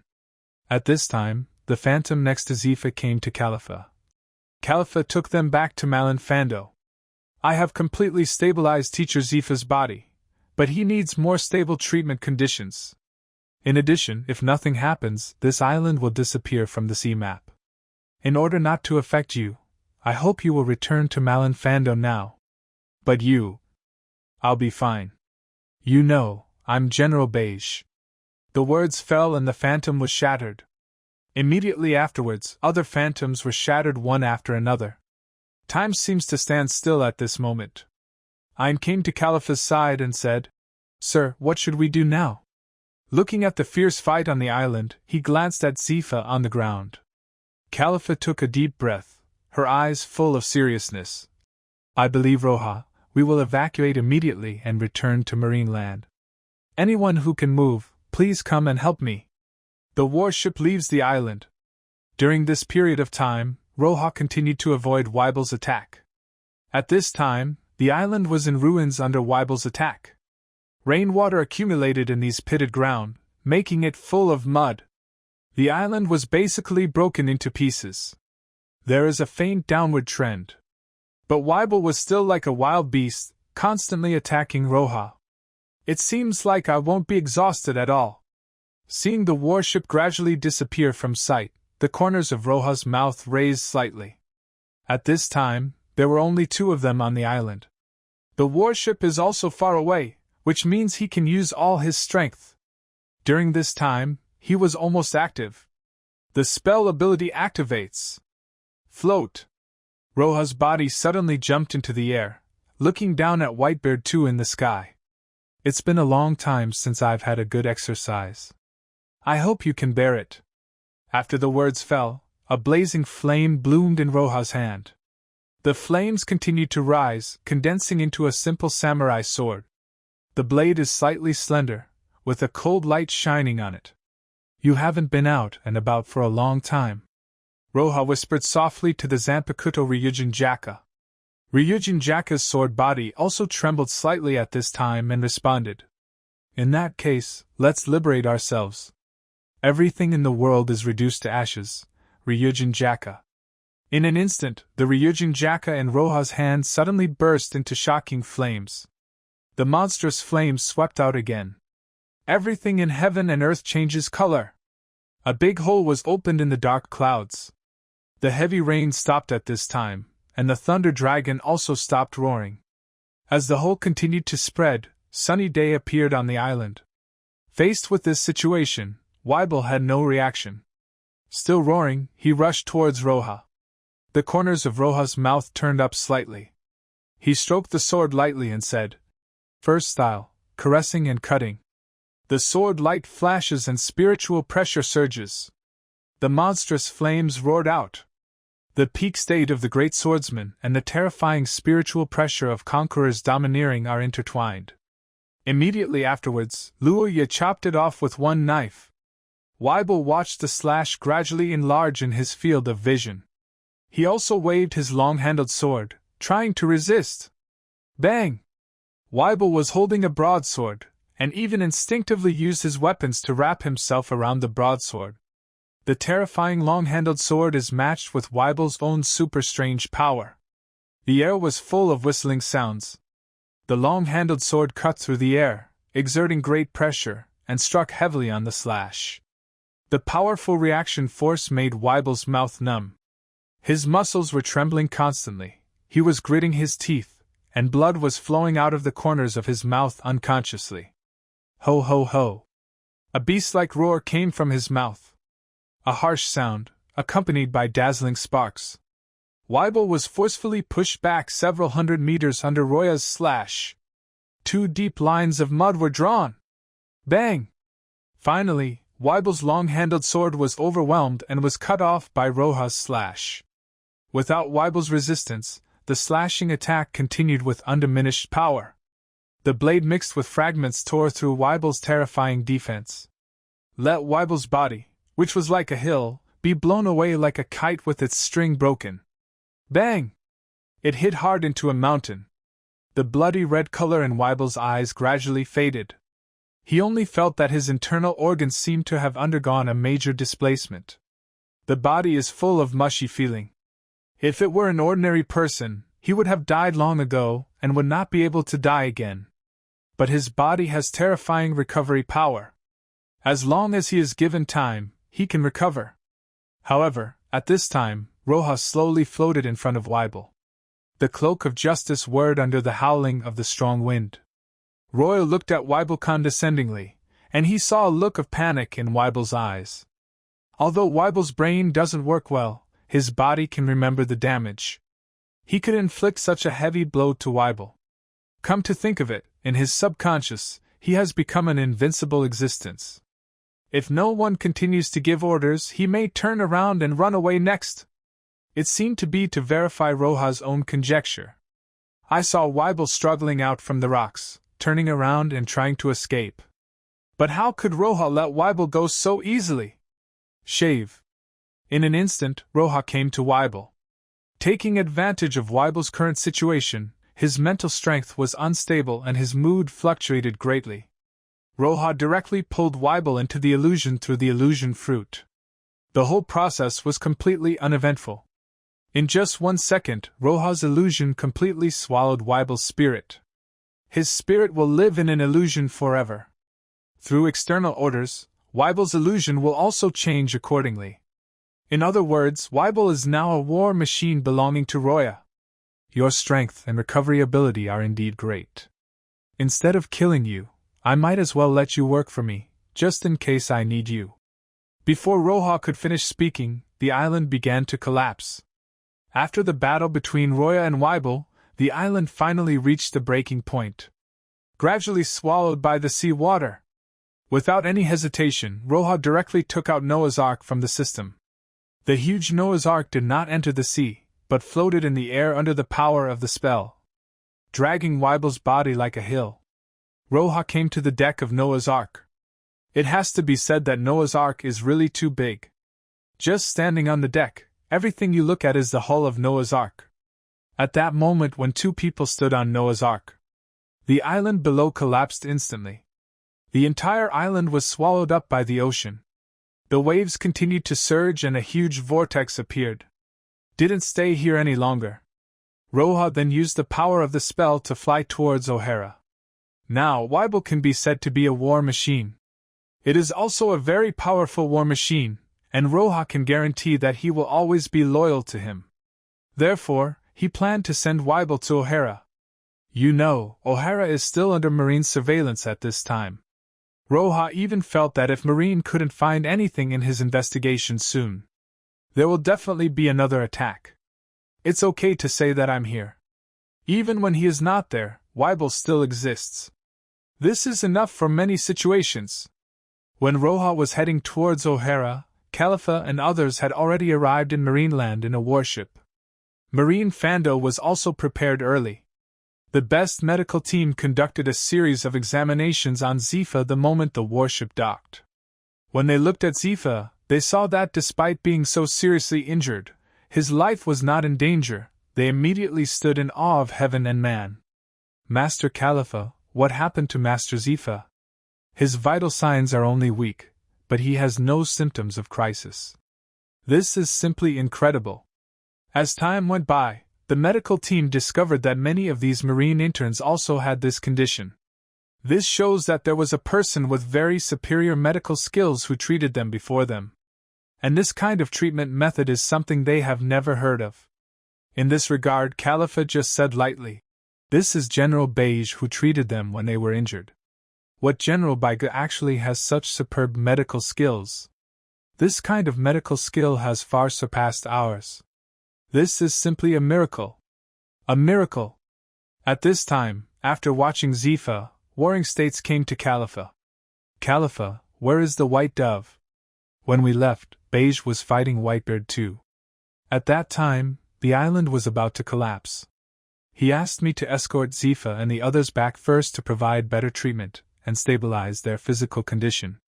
To prevent them from leaving any sequelae, I choose to believe in Roja. Finally, Khalifa's name is Roja. Warring States looked at Khalifa, clenching her crotch tightly, biting her lower lip, frowning slightly. Her heart sank, and said, I also believe in Baigu.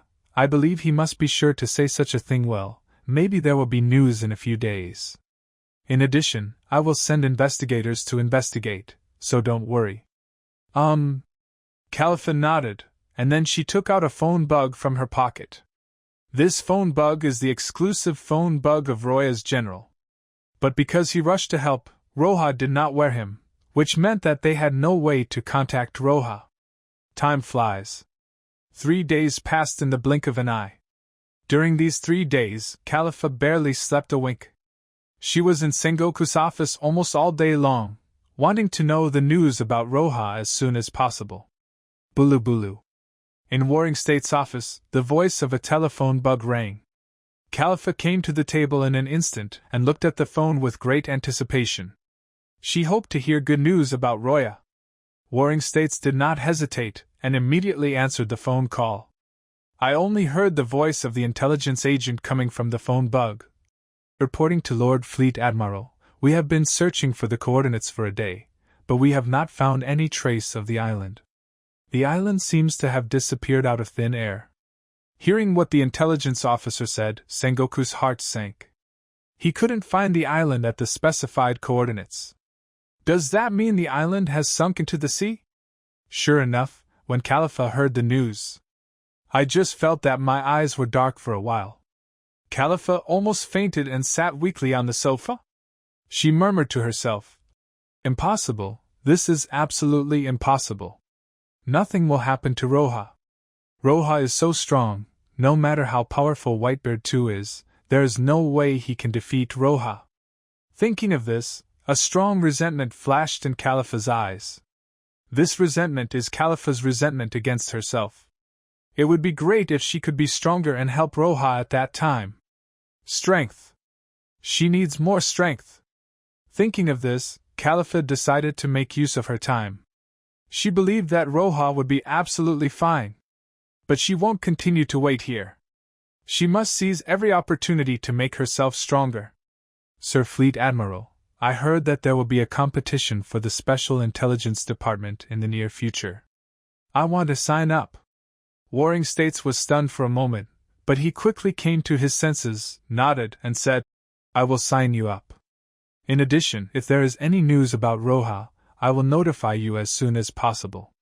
Khalifa said, Please, Lord Fleet Admiral. With that said, Khalifa walked out of Sengoku's office. As soon as she walked out, she saw a woman with pink hair. Khalifa, Tina is here to see you. Tina said to Khalifa. Khalifa raised her water-like eyes, which contained almost no emotion, and said softly to Tina, Tina, if you ask me where Roja is? I don't know, I'm waiting for him to come back. With that said, Khalifa walked past Tina.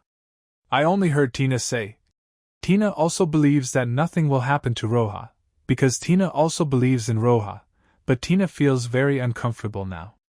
When she heard that you were in Fleet Admiral's office, she thought I want to come over and invite you to fight at the training ground. A bright light flashed in Khalifa's eyes. The corners of her mouth raised slightly, and she immediately said to Tina, Let's go to the training ground. I just need to fight to relieve my current mood.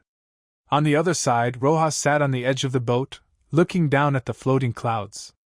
At this time, Roja also discovered that he did not bring a phone bug. After all, he didn't have the habit of carrying a phone bug with him at all.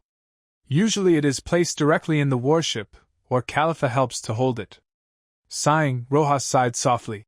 In order not to worry Khalifa and make Warring States suspicious, I'd better go to O'Hara quickly and put Weibel down.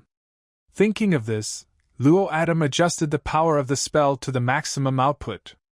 I saw the huge Noah's Ark, like an airship, quickly heading towards O'Hara.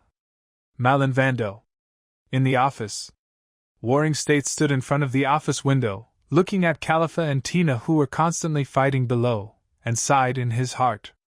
No one knows Roja's strength better than Warring States.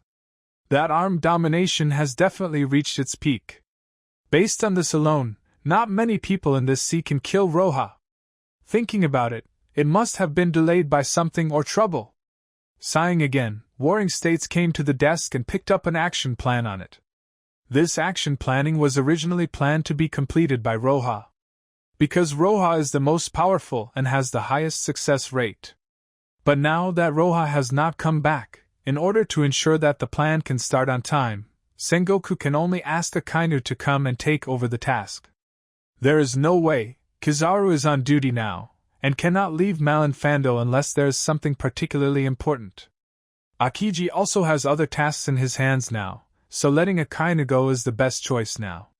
Soon Akainu arrived in Sengoku's office. Lord Fleet Admiral. After performing a very standard military salute, Akainu stood in front of Sengoku, waiting for Sengoku to issue the mission. Akainu, according to the investigation of the Intelligence Department, O'Hara has no other changes except for the addition of a defensive wall surrounded by tree roots. Even the mysterious strong man has not appeared again. So we suspect that O'Hara may not have much fighting power now. Your mission is to go over and test them. After confirming that they don't have strong combat power, if you can destroy them, then destroy them. If that doesn't work, ask for support immediately, and we will give you more assistance. Upon hearing Sengoku's mission, the veins on Akainu's body suddenly popped out. The battle at O'Hara was his most humiliating battle. Since returning from that battle, he has been constantly training his strength. Especially after being defeated by Roya, his training volume tripled. The strength has become stronger than before. Promise to complete the mission. Justice will prevail. After saying that, Akainu turned around gracefully and left Sengoku's office. This time he must avenge his shame. Completely remove the island of O'Hara from the sea charts. 2 more days passed.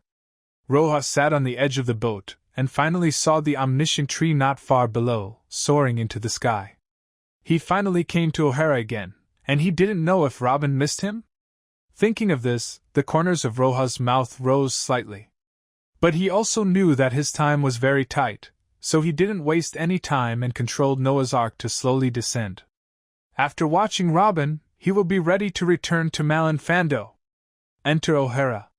Robin, who was exercising his abilities on the coast, looked at the scene in front of him, his expression condensed. Mom, there may be a strong enemy coming.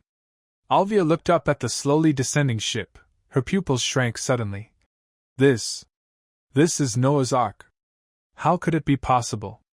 According to the records I saw, isn't Noah's Ark near Fishman Island? Why? It may appear here and fall from the sky. How much power does it take to do this? Robin, let's go and inform the scholars and escape immediately. Since the buster call, they have gathered all their supplies together, and can run away at any time. Mom, it's too late. Robin's delicate and pretty face looked seriously at the huge figure descending from the sky. The figure is like a hill, dozens of times larger than Robin. Bang! Weibel fell from the sky and hit the ground, forming a small crater. Robin and Alvia felt the earth tremble. A wisp of cold sweat appeared on their fair foreheads. Robin, long time no see. However, at this time, a voice that was very familiar to Robin and Olivia floated into their ears. Before I saw him, I heard his voice first. But even so, Robin could tell who this voice that made her think about day and night was. Brother Luoya. Watching Roja casually take Noah's Ark back into the system space, and then slowly fall from the sky. Alvia was shocked, looking at the scene in front of her. Robin finally couldn't restrain the excitement in his heart and threw himself directly into Roja's arms. Brother Luoya, it's really you, you're finally here. I miss you so much. Robin hugged Roja hard, as if he wanted to blend himself into Roja's arms. Robin kept smelling Roja's scent. The smell made her feel very at ease. Alvia on the side, seeing this scene, her heart that had been hanging gradually relaxed. Royal, this is. Alvia looked at Weibel behind Roja and said, You said he is a humanoid weapon, used to protect you. After that, Royal looked at Weibel and said to Weibel, Weibel will listen to these two people from today on. Yes. Weibel replied. Is he great? Robin said to Roja, It's not bad, now he has the power of Whitebeard when he was young. As Roja's words fell, Alvia looked at Weibel in disbelief. He stretched out his finger tremblingly, pointed at Weibel and said, He has the power of Whitebeard in his youth. Alvia's time galloping on the sea was not short. She was naturally familiar with Whitebeard's reputation. He even knew how powerful Whitebeard was. He is one of the 4 great pirates in the New World, and is known as the strongest man in the world. According to Roja, this guy named Weibel has the power of Whitebeard when he was young. What a terrifying power this is! Roya, how did you meet him? Originally they were enemies, but they were finally defeated. Alvia covered her mouth, she just thought this was too dreamy. A man with the strength of Whitebeard when he was young was actually defeated by Roja. So how powerful is Roja's strength? But Alvia then thought about it. Roya was a ruthless man who destroyed Buster Call with one sword, so it's not so incredible to have such a powerful force, right? So, after you leave, will you? Alvia expressed her worries to Roja. In this regard, Roja said that he could order him with confidence. No matter what the order is, it is acceptable. Just as Roja finished his words, only the sound of artillery bombardment was heard, coming from afar. One warship after another, they rushed towards O'Hara without slowing down. There are 5 warships in total. The one in the middle is the Lieutenant Admiral-class warship of Akainu. Akainu stood on the deck, looking at O'Hara in front of him, holding his hands tightly together. Keep giving me more firepower.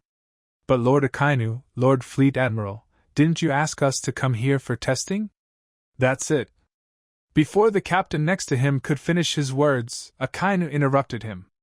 Marine's justice cannot be tarnished.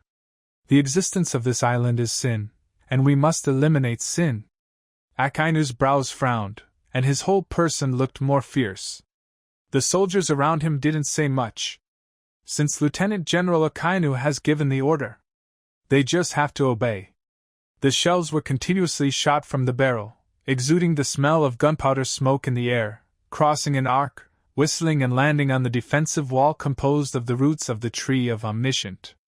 Within the island, Roja used the fantasy fruit to put a cloak on himself and Weibel. The cloak hid his and Weibel's figures and faces. Roja touched Robin's hair and said softly, Robin, let me give you a gift. Please watch a performance. Study hard. This is a rare experience for you. After the words fell, Roja slammed his hands on the ground. Wood-style deep forest creation. The large amount of vitality inherent in wood-style flows into the ground through the soil layer, nourishing the roots of the omniscient tree. I saw that these roots seemed to have come to life, slowly untying themselves and returning to the ground. Roja ordered to Weibel, Weibel, smash all the warships in front of you, and kill anyone who blocks it.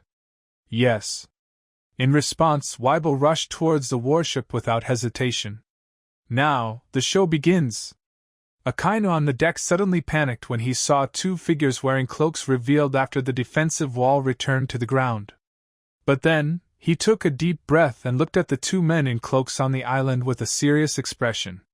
The normal-sized man next to him, Akainu knew, was the mysterious man who defeated him and Akiji with a sword. And this was the first time he saw that mysterious man who looked like a hill. But even this time, there are 2 mysterious people. Akainu also showed no intention of retreating. Marine does not allow retreat. On the road of slaughtering darkness, only justice can exist forever. As soon as he finished speaking, Akainu rushed out from the deck. His feet stepped quickly through the air. Moonwalk cast!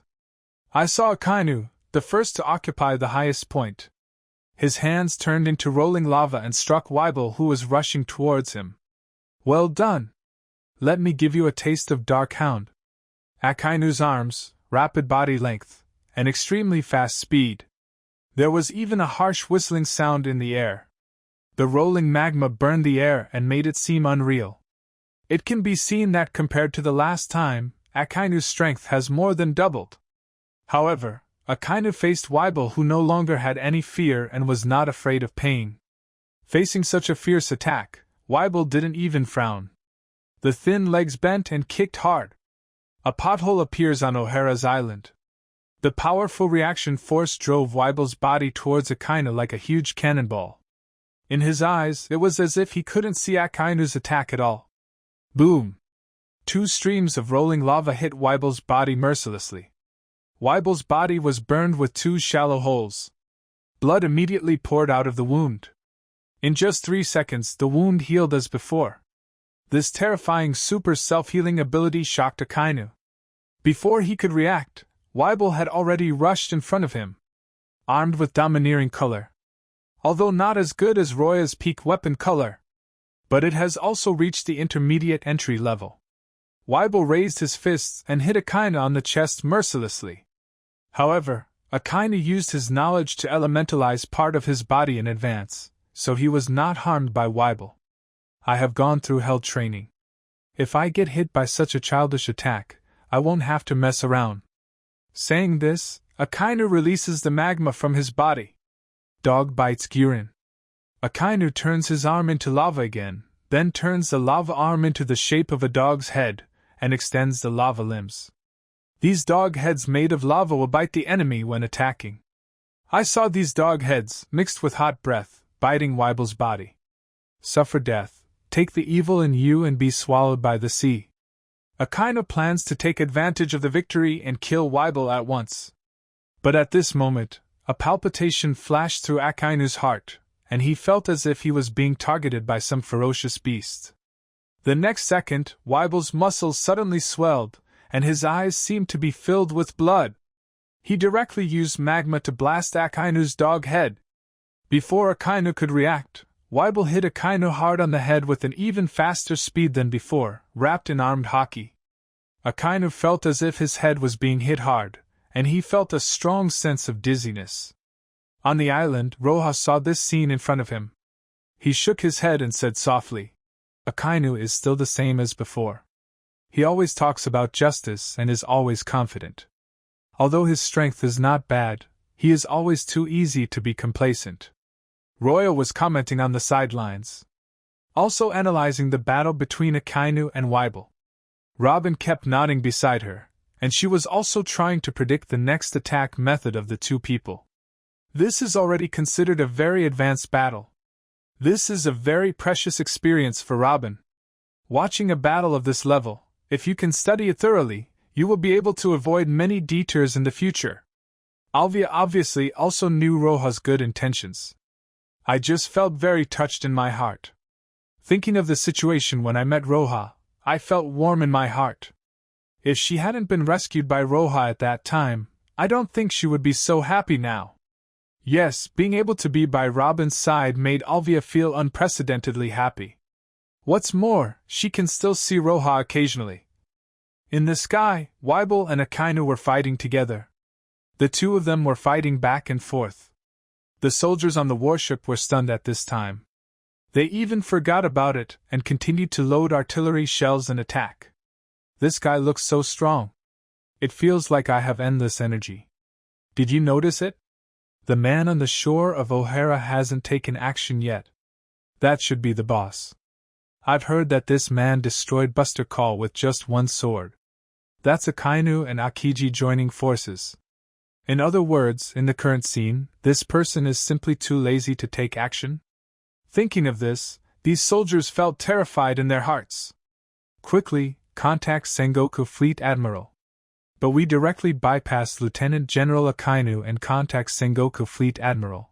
But so what, now that Master Akainu is fighting with that monster, and the mysterious man next to him has no intention of taking action, let's contact Sengoku Fleet Admiral as soon as possible, otherwise I'm afraid we won't have a chance.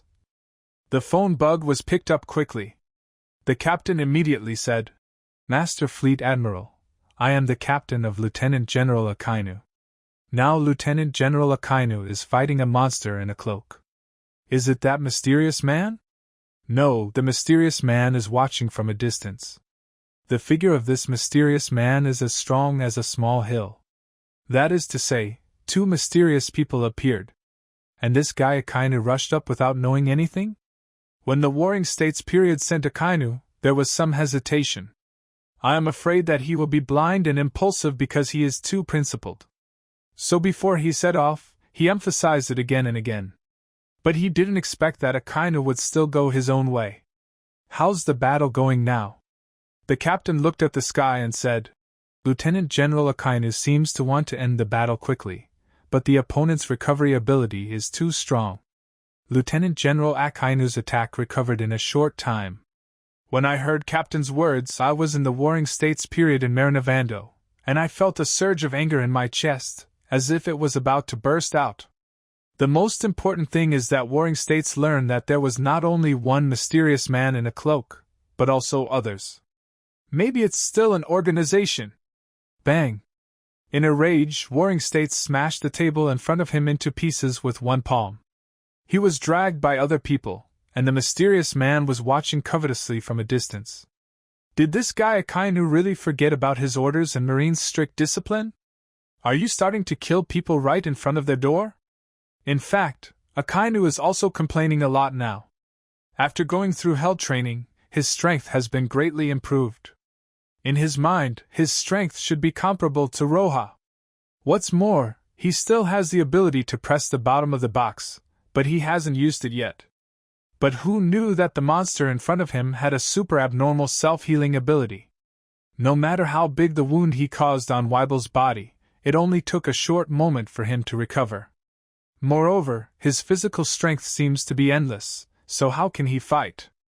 As for retreating, Akainu would never allow it in his mind. Justice can never be defeated by evil. But that's not what the Warring States period thought.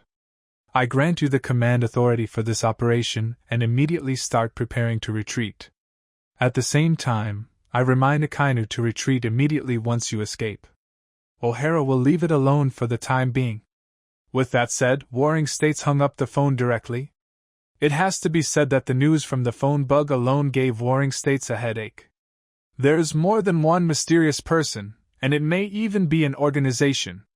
This means that O'Hara is very dangerous, but now, New World is even more chaotic, and Marine simply has no way to control so many things.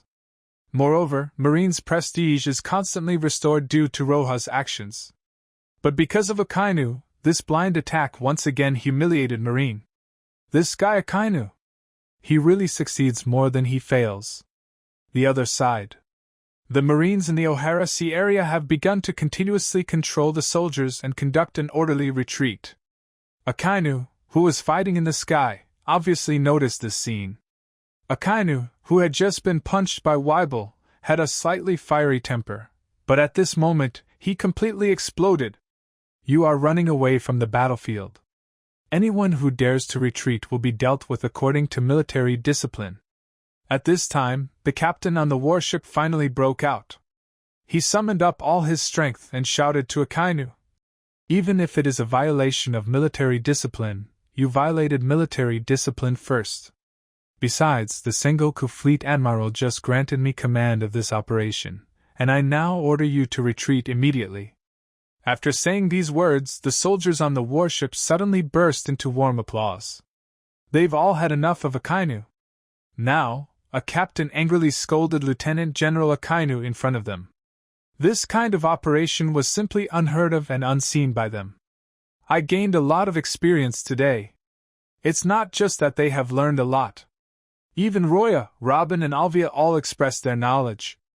Alvia was at the side, joking to Roha. Roha, are all you Marines such a mess? Who knows? Sengoku's idea may be good, but he ignored Akainu's character. Akainu must have been waiting for this day for a long time, and it is impossible to test it slowly, so the fault lies with Akainu. It's because of Akainu's existence that this action turned into a joke, but the joke is pretty good, isn't it? Robin's eyebrows were curved, and he nodded vigorously next to Roha. But I'm tired of seeing it. Since Marine is planning to retreat, let's give them a gift. You can't let them come in vain, can you? After all, my current identity is on the opposite side of Marine. Roja said, slowly pulling out Ryujin Jakka. Weibel, withdraw. Roja suppressed his voice, making his voice dull. After Weibel heard what Roja said, he immediately turned around and left, not even paying attention to Akainu's attack. Let Akainu's attack fall on him and start repairing it. Akainu's brows furrowed tightly. Weibel had already evacuated, but he felt a very powerful energy locking on him. Danger has surrounded itself. Akainu looked at Roja and thought to himself, is he going to make a move? Just when Akainu thought of this, he saw monstrous flames rising into the sky. Arrogant and terrifying spiritual pressure, like conqueror's haki, pressed on Akainu's body. Akainu's body couldn't help but tremble. His conqueror's dominance seems to be stronger. It wasn't until this moment that Akainu came to his senses. Not only is he getting stronger, this guy is also getting stronger. Akainu's clenched teeth were already oozing with blood. But strong principles do not allow Akainu to escape. He would rather die than succumb to evil. Thinking of this, Akainu decided to fight to the death. Awakening, meteor volcano. I saw that the clouds in the sky turned into extremely transparent flaming clouds. The fruit's ability begins to affect the surrounding weather. The fiery breath keeps pressing down from the sky. Akainu used his fruit ability to the extreme. Let you take a look at the result of my continuous training over the past few days, the fruit awakening. As Akainu finished speaking, a large number of meteorites and sparks suddenly condensed in the sky. These meteorites and sparks seemed to have turned into giant fists of lava, falling towards O'Hara. Seeing this scene, the retreating Marine soldiers were completely stunned. They didn't expect that Akainu hadn't used all his strength just now. No wonder he dared to be so confident that he wanted to challenge two mysterious people alone. This horrific attack is too exaggerated. It's obviously a large-scale attack, but the energy contained in each giant lava fist feels so amazing. If it were the current Akainu, he should be able to fight one against two. The Marine soldiers had gradually moved away from O'Hara, and they could only feel the hot breath in the sky. They did not feel the terrifying coercion exuded by Roja, otherwise they would not have said this. The corners of Roja's mouth hidden under the cloak were slightly raised, and the flames gradually subsided, only to see. I saw Roya raising Ryujin Jakka high, and the peak state of the great swordsman began to appear at this time. Without any unnecessary movements, just holding the Ryujin Jakka in his hand, Roya gently swung the Zanpakuto down. Cut it off with one knife. A strong wind rose. The blade cut through the air, and the sound of cutting through the air was harsh and lingering. The flames that made the air elusive continued to engulf the surrounding heat. Moment! The world changes color. All the fire clouds were swallowed up by this sky-reaching slash. Whenever it touches, Roja's giant lava fist that slashes will also turn into food for the slash. Chi. The slash slashed across the sea surface, evaporating a large amount of sea water. Like a crescent moon, it rushed towards Akainu. The bright and sharp slashes made everyone's expression change. The soldiers on the sea stared blankly at the slash in front of them. It was only then that they felt the terrifying pressure. They only felt that their whole bodies had become extremely stiff. But this is just residual power. When it comes to feelings, Akainu feels the most strongly. He only felt that every cell in his body was suppressed. Seeing his own skills being eaten away by Roya's slashes in the blink of an eye, Akainu's heart completely fell to the bottom. Can't beat it. I am no match for Roja. Just wait for death. Akainu clenches his hands tightly. If he is given another chance, he will treat himself even more cruelly and strive to become stronger. But he had no chance. Boom! There was a loud bang. Roya's slash hit Akainu's body. Even Akainu, who had eaten rockberry berries, could not offset the terrifying high temperature. He could even feel that his fruit had no effect at all in front of this slash. It's like being suppressed by a superior fruit. Whoa. The aftermath of the explosion and the strong winds rolled up on the waves. It even formed a terrifying tsunami. Quick! Quick! Turn the rudder and turn on the horsepower to the maximum. Don't be affected by the tsunami. But what about Lieutenant General Akainu? What should I do? You asked me who I am asking. How could this situation have happened if he hadn't disobeyed military orders and rushed out without testing? Now, let's save our lives first. Above O'Hara. The strong wind blew Roja's cloak, whistling. Slowly put Ryujin Jakka into the scabbard. Just listen to Luoya say softly. Burn the city with fire. As Roja's words fell, the shape of the slash suddenly changed. A huge fireball appeared out of thin air in front of everyone. This fireball kept pressing down, pressing on the tsunami that had risen dozens of meters, and on the escaping warship. Tens of thousands of tons of seawater have been evaporated. Under this attack, the only people who were not injured were the people on O'Hara. Robin and Alvia watched the sea turn into a sea of fire, with indescribable shock on their faces. I don't know how long it took. The flames gradually dissipated. But there is nothing above the sea. Robin's eyes were sparkling with stars. She looked at Roya excitedly and said to Roya, "Brother Roya, you are so strong, I will become as strong as you in the future." Robin has regarded Roya as his lifelong goal. In every sense. Luoya looked at Robin and said to himself, "The little girl grows up very fast. It has only been a few days and she already has some aspects of her future. Robin, work hard. Did you see the flaming clouds filling the sky just now? This is a kind of awakening of fruit ability. As long as you can reach the awakening level of fruit ability, let alone the world, even if you go to the Great Channel, even if you go to the New World, you will definitely be among the strong." Hearing Roja's words, Robin nodded vigorously and said, "I will definitely work harder. Try to reach the point of fruit awakening earlier." Roja was very pleased after hearing this, nodded, then turned to Alvia and said, "Weibel will be left to you. If there is any danger, just ask him to take action, but remember to make him a put on the cloak." "I understand, Roja. Are you ready to leave?" "Well, time is a bit tight. I will come and find you when I have time, or you can come and find me on the sea." "Brother Luoya, I will definitely try to wake up as soon as possible and then go to the sea to find you." Saying goodbye to Olivia and Robin, Roja activated his spell ability and flew in the direction of Malinfando. But Roja definitely couldn't fly back like this. After about a day, Roya found an island, bought a boat on it, and was ready to continue sailing. But even Roja himself didn't expect that when he came to the beach, he would actually see Akainu lying on the beach in a miserable state.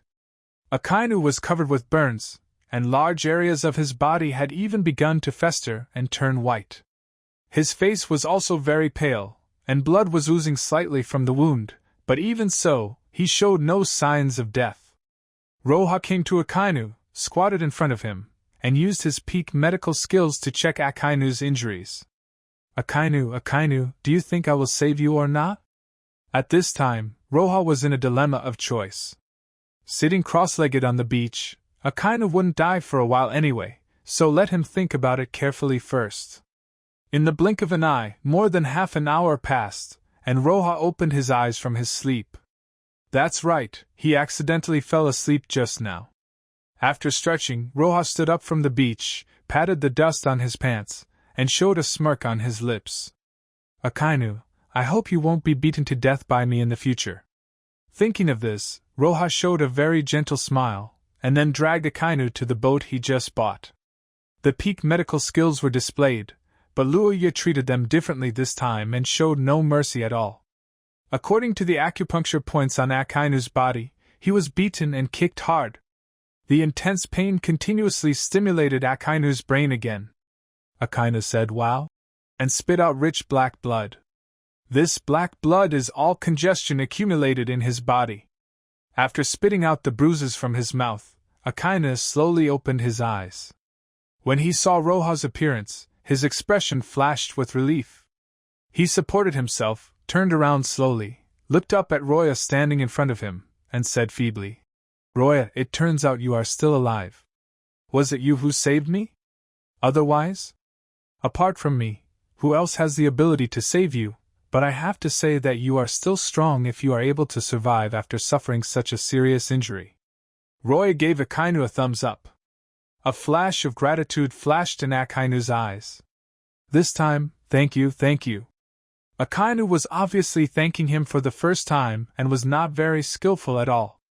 But if Akainu knew that it was Roja in front of him who had caused such serious injuries to him, would he be instantly pissed off to death? Thinking of this, a cunning flash appeared in Roja's eyes. Have a good rest. We are going back to Malin Vando. If we don't go back, they may think I am really dead. Since the last time Akainu's captain contacted him, there has been no further news. Even when he called back, there was no contact. Warring States sighed in his office. There are already some white hairs on his head. One can imagine how torturous these few days were for him, a newly appointed Marine Fleet Admiral. Dong dong dong. The office door rings. Akiji walked up from outside. Akiji belongs to the Dove faction. It can even be said that since Akiji joined Marine, it was Sengoku and others who kept promoting him. Therefore, the conversation between them was relatively harmonious and relaxed. Akiji, how did your mission go? I hope it's not bad news. Akiji looked at the slightly vicissitudes of Sengoku and smiled bitterly. Sir Fleet Admiral, according to my investigation, Whitebeard, Kaido, Big Mom, and Red Hair seem to be forming 4 emperors. 4 emperors? Warring States repeated it subconsciously. At this time, the soldiers outside sent a newspaper to Warring States. I saw the 4 characters, 4 emperors established, clearly displayed on this newspaper. When Warring States finished reading this newspaper, he frowned. This is an open challenge to Marine. It's a challenge to Marine's majesty. But as Sengoku finished speaking, he thought of Roja and Akainu. Nowadays, New World 4 Emperors was first established. There is a mysterious organization in the world. Luo Ye's whereabouts are missing, and his life or death is uncertain. If nothing happens to Akainu, he will die. Marine's power can be said to be an unprecedented weakening. Even though the Warring States period was called a wise general, he still had more than enough ambition but not enough power. But at this moment, Warring States' phone rang. Brumaru. Warring States sighed, looked at the phone bug, and said in a low voice, I hope it won't be bad news again. After picking up the phone, before Xingwu could speak, he heard an extremely excited voice coming from the other side of the phone. Master Fleet Admiral, Master Fleet Admiral. General Baigu and Lieutenant General Akainu are back. Because he was so excited, the person on the other side of the phone felt like he couldn't even speak. But I have to say that the impact of this news is really too strong. Even Warring States himself was stunned for a moment, and then became ecstatic after reacting. What did you say? Beige and Akainu are back? Yes, Lord Fleet Admiral. Baigu seems to be fine at all, but Akainu's injury is relatively serious. Warring States breathed a sigh of relief. Just come back, just come back. Without any hesitation, Sengoku immediately arranged for a top-notch medical team to treat Akainu's injuries. Wait until Akainu recovers from his injury before punishing Akainu for his actions. Nowadays, Warring States just said to the phone bug, Line up, welcome. At this time, the entire Malin Fando started to move. Sengoku didn't forget to inform Caliph either. Caliph, who had just joined CP9, immediately asked for leave and rushed towards the port of Marinafando. Zifa, who had almost recovered, had a seafloor stone mechanical arm installed on his right hand, and followed the Warring States period to the port. Also accompanying him was the Marine intern who was rescued by Roya. In their eyes, Roya is their hero. Roja drove the ship he bought and watched the soldiers boarding Marinavando with their heads held high, waiting for his arrival. A very gentle smile appeared on the corner of his mouth. Then he and Akainu walked off the boat. The moment Akainu came down, he was taken away by the medical team. Only Roja was left, enjoying the attention of everyone. I have to say that the difference in treatment is quite big. Warring States came forward. He was in high spirits and showed no trace of the decadence he had just shown. Warring States looked Roja up and down and said, Are you okay? It's okay, I just forgot to bring the phone bug, and then the island was destroyed. When I came back, I picked up an Akainu, so it was a little troublesome. When Warring States heard what Roja said, he said, "Good. 3 times in a row!" Then he patted Roja hard on the shoulder, and then said loudly, "Soldiers, let us use the warmest voice to welcome General White Pigeon back to Malinfando. Welcome General White Pigeon to return to Malinfando. Welcome General White Pigeon to return to Malinfando. Welcome General White Pigeon to return to Malinfando." I only heard these soldiers shouting the title of Roja every time, and their voices got a little louder. Within a moment, Roya's name was echoing in the sky above the entire marine land. At this time, a beautiful figure flashed. He jumped into Roja's arms very quickly. Khalifa looked at Roja's face and felt that her tears seemed to be out of her control. "Royal, that's great, you're okay. You're really okay." Khalifa hugged Roja tightly, as if she wanted to integrate herself into Roja's body. At this moment, another beautiful figure came to Luoya's side. This figure is Tina. When she first saw the man she admired standing in front of her, she was very excited even if she was calm. When Warring States saw this scene, the corner of his mouth twitched faintly. How to say? Although Roja was able to come back without any injuries, Warring States was very happy. But seeing the scene in front of him, Warring States could only complain in his heart. It should be said that he is handsome, but he is attractive. Not just the Warring States period. Even the soldiers next to him felt envious and jealous when they saw this scene in front of them. You know, Khalifa and Tina are both top beauties in the eyes of marine soldiers. It was these 2 beauties who were surrounding Roja at this time, which caused their hearts to suffer a major blow. But this is not the end. I saw Zifa behind the Warring States period, bringing Ain to Roja. After pretending to cough, Zifa looked at Roja and said, "General Beige, it's hard to repay your life-saving grace. You can come to me wherever you find useful. You can go up to the Mountain of Swords or the Sea of Fire. I am obligated." As Zifa finished speaking, all the marine soldiers were in an uproar. They did not expect that Zifa would actually say these words to Roja. You know, Zifa was one of the previous generals. Now he is also the strongest instructor in the marine headquarters, and he has a lot of marine resources in his hands. There are too many meanings in this sentence. Teacher Zifa, you are joking. Whitebeard too is a very vicious pirate. It is our duty to uphold justice. Hearing Roja's words, Warring States on the side. Because he thought of Akainu has always upheld absolute justice. But he does not have the strength of Roja. Therefore, it can only end up like that.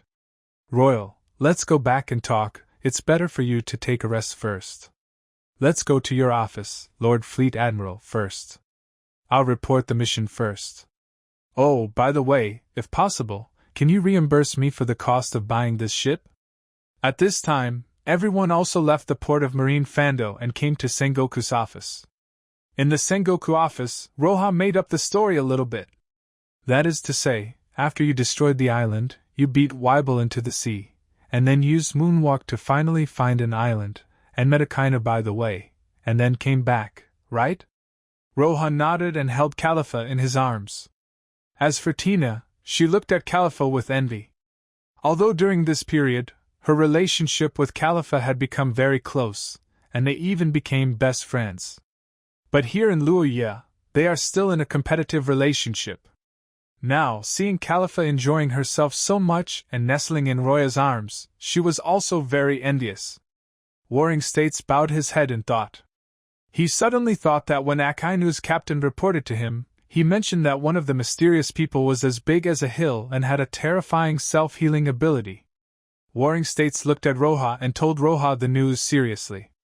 Although Roja personally took the lead in this matter, he still pretended to hear it for the first time. The expression on Roja's face gradually turned serious. The atmosphere in the office gradually became tense. After thinking about what he wanted to eat for a long time, Roja replied to Warring States. I think that mysterious person is not Whitebeard too, because the time is wrong. You must know that even the speed of a general-class warship can't be achieved so fast. It doesn't match up at all in terms of time. In addition, I think those two mysterious people are definitely organized, and they definitely leaked information. Hearing Luoya's words, Warring States was stunned. He didn't understand why Luoya said that. For the first time, he felt that his IQ was not enough. I saw Roya explaining again. Master Fleet Admiral, think about it. Even if Akainu launched the attack without testing it first, they would not have come so fast. They would have been waiting for him right next to the island. What does this mean? It means they have got the news a long time ago. After hearing Roja's words, Warring States fell into deep thought again. You mean there's a mole in Marine? The more Warring States thought about it, the more it seemed very possible. On Cayenne Island, when he rescued his adopted son Corazon, Warring States learned about the existence of marine ghost Virgo from Corazon, and imprisoned him in the deep-sea prison as quickly as possible. Nowadays there is another mole in Marine, and this mole seems to be in a high position, and Sengoku has reason to believe it. Just thinking about how powerful this organization was, Warring States felt that the sea was going to be in chaos. Royal, it's a good thing that you exist in Marine. Otherwise, we would really have more than enough ambition but not enough power. This is what I should do, Roja said calmly. Okay, Roja, I will investigate the mole's matter. You can go and rest first. It won't be long before we are completely busy. Warring States felt that Roja really needed a rest, so he said to Roja. Roja nodded and exited from Sengoku's office. Just when he turned around, the corners of Roja's mouth curled up in an imperceptible arc. This arc was not seen by anyone. Walking on the land of Malinfando, looking at the endless sky, Roya was in a very good mood. Because of his identity, he became even more unshakable. No one would have thought that Roja, as the White Pigeon General, also had the identity of a mysterious person. Royal, you seem very happy. Khalifa took Roja's arm and said to Roja. Roja held Khalifa beside him in his arms and chuckled. Of course I am very happy because I can see you. Khalifa was happy, but she still didn't hide it from Roja that she had joined CP9. Roya, I want to continue to hone my strength, and I will be the one to protect you in the future. Looking at Khalifa's appearance, Roja just smiled slightly and didn't say much. He supports Khalifa's dream. Then the two of them strolled and returned to Roja's room. A night of silence. Early the next morning, Khalifa left the room. A strong person at their level. It's just like tearing a hole. It can be restored in the blink of an eye. Just when Roya was about to take another nap, his phone rang. Sir Fleet Admiral, what do you want from me? By good, come here. Good. On the second day after returning to Marine Land, Roja came to Sengoku's office again. As soon as he walked into Sengua's office, he heard Sengua say to him, Baigu, I should let you rest for a while, but now the new world is in chaos. The 4 emperors have just been established, and Big Mom has sent out a message. The first tea party is about to be held. Therefore, in order to cope with their momentum, we passed Chichibukai's decision and want you to go to Fishman Island first and invite Kaixia Jinbei. Ding! Release the check-in task, Fishman Island, reward peak knowledge. Time, 3 days. Hearing Sengoku's words, Roja nodded, with a smile on his lips, and said, Sir Fleet Admiral, promise to complete the mission. Seeing Roya turning around and leaving very happily, Roja's status in Warring States' heart became a little higher. At the same time, he also thought of Roja's current fame.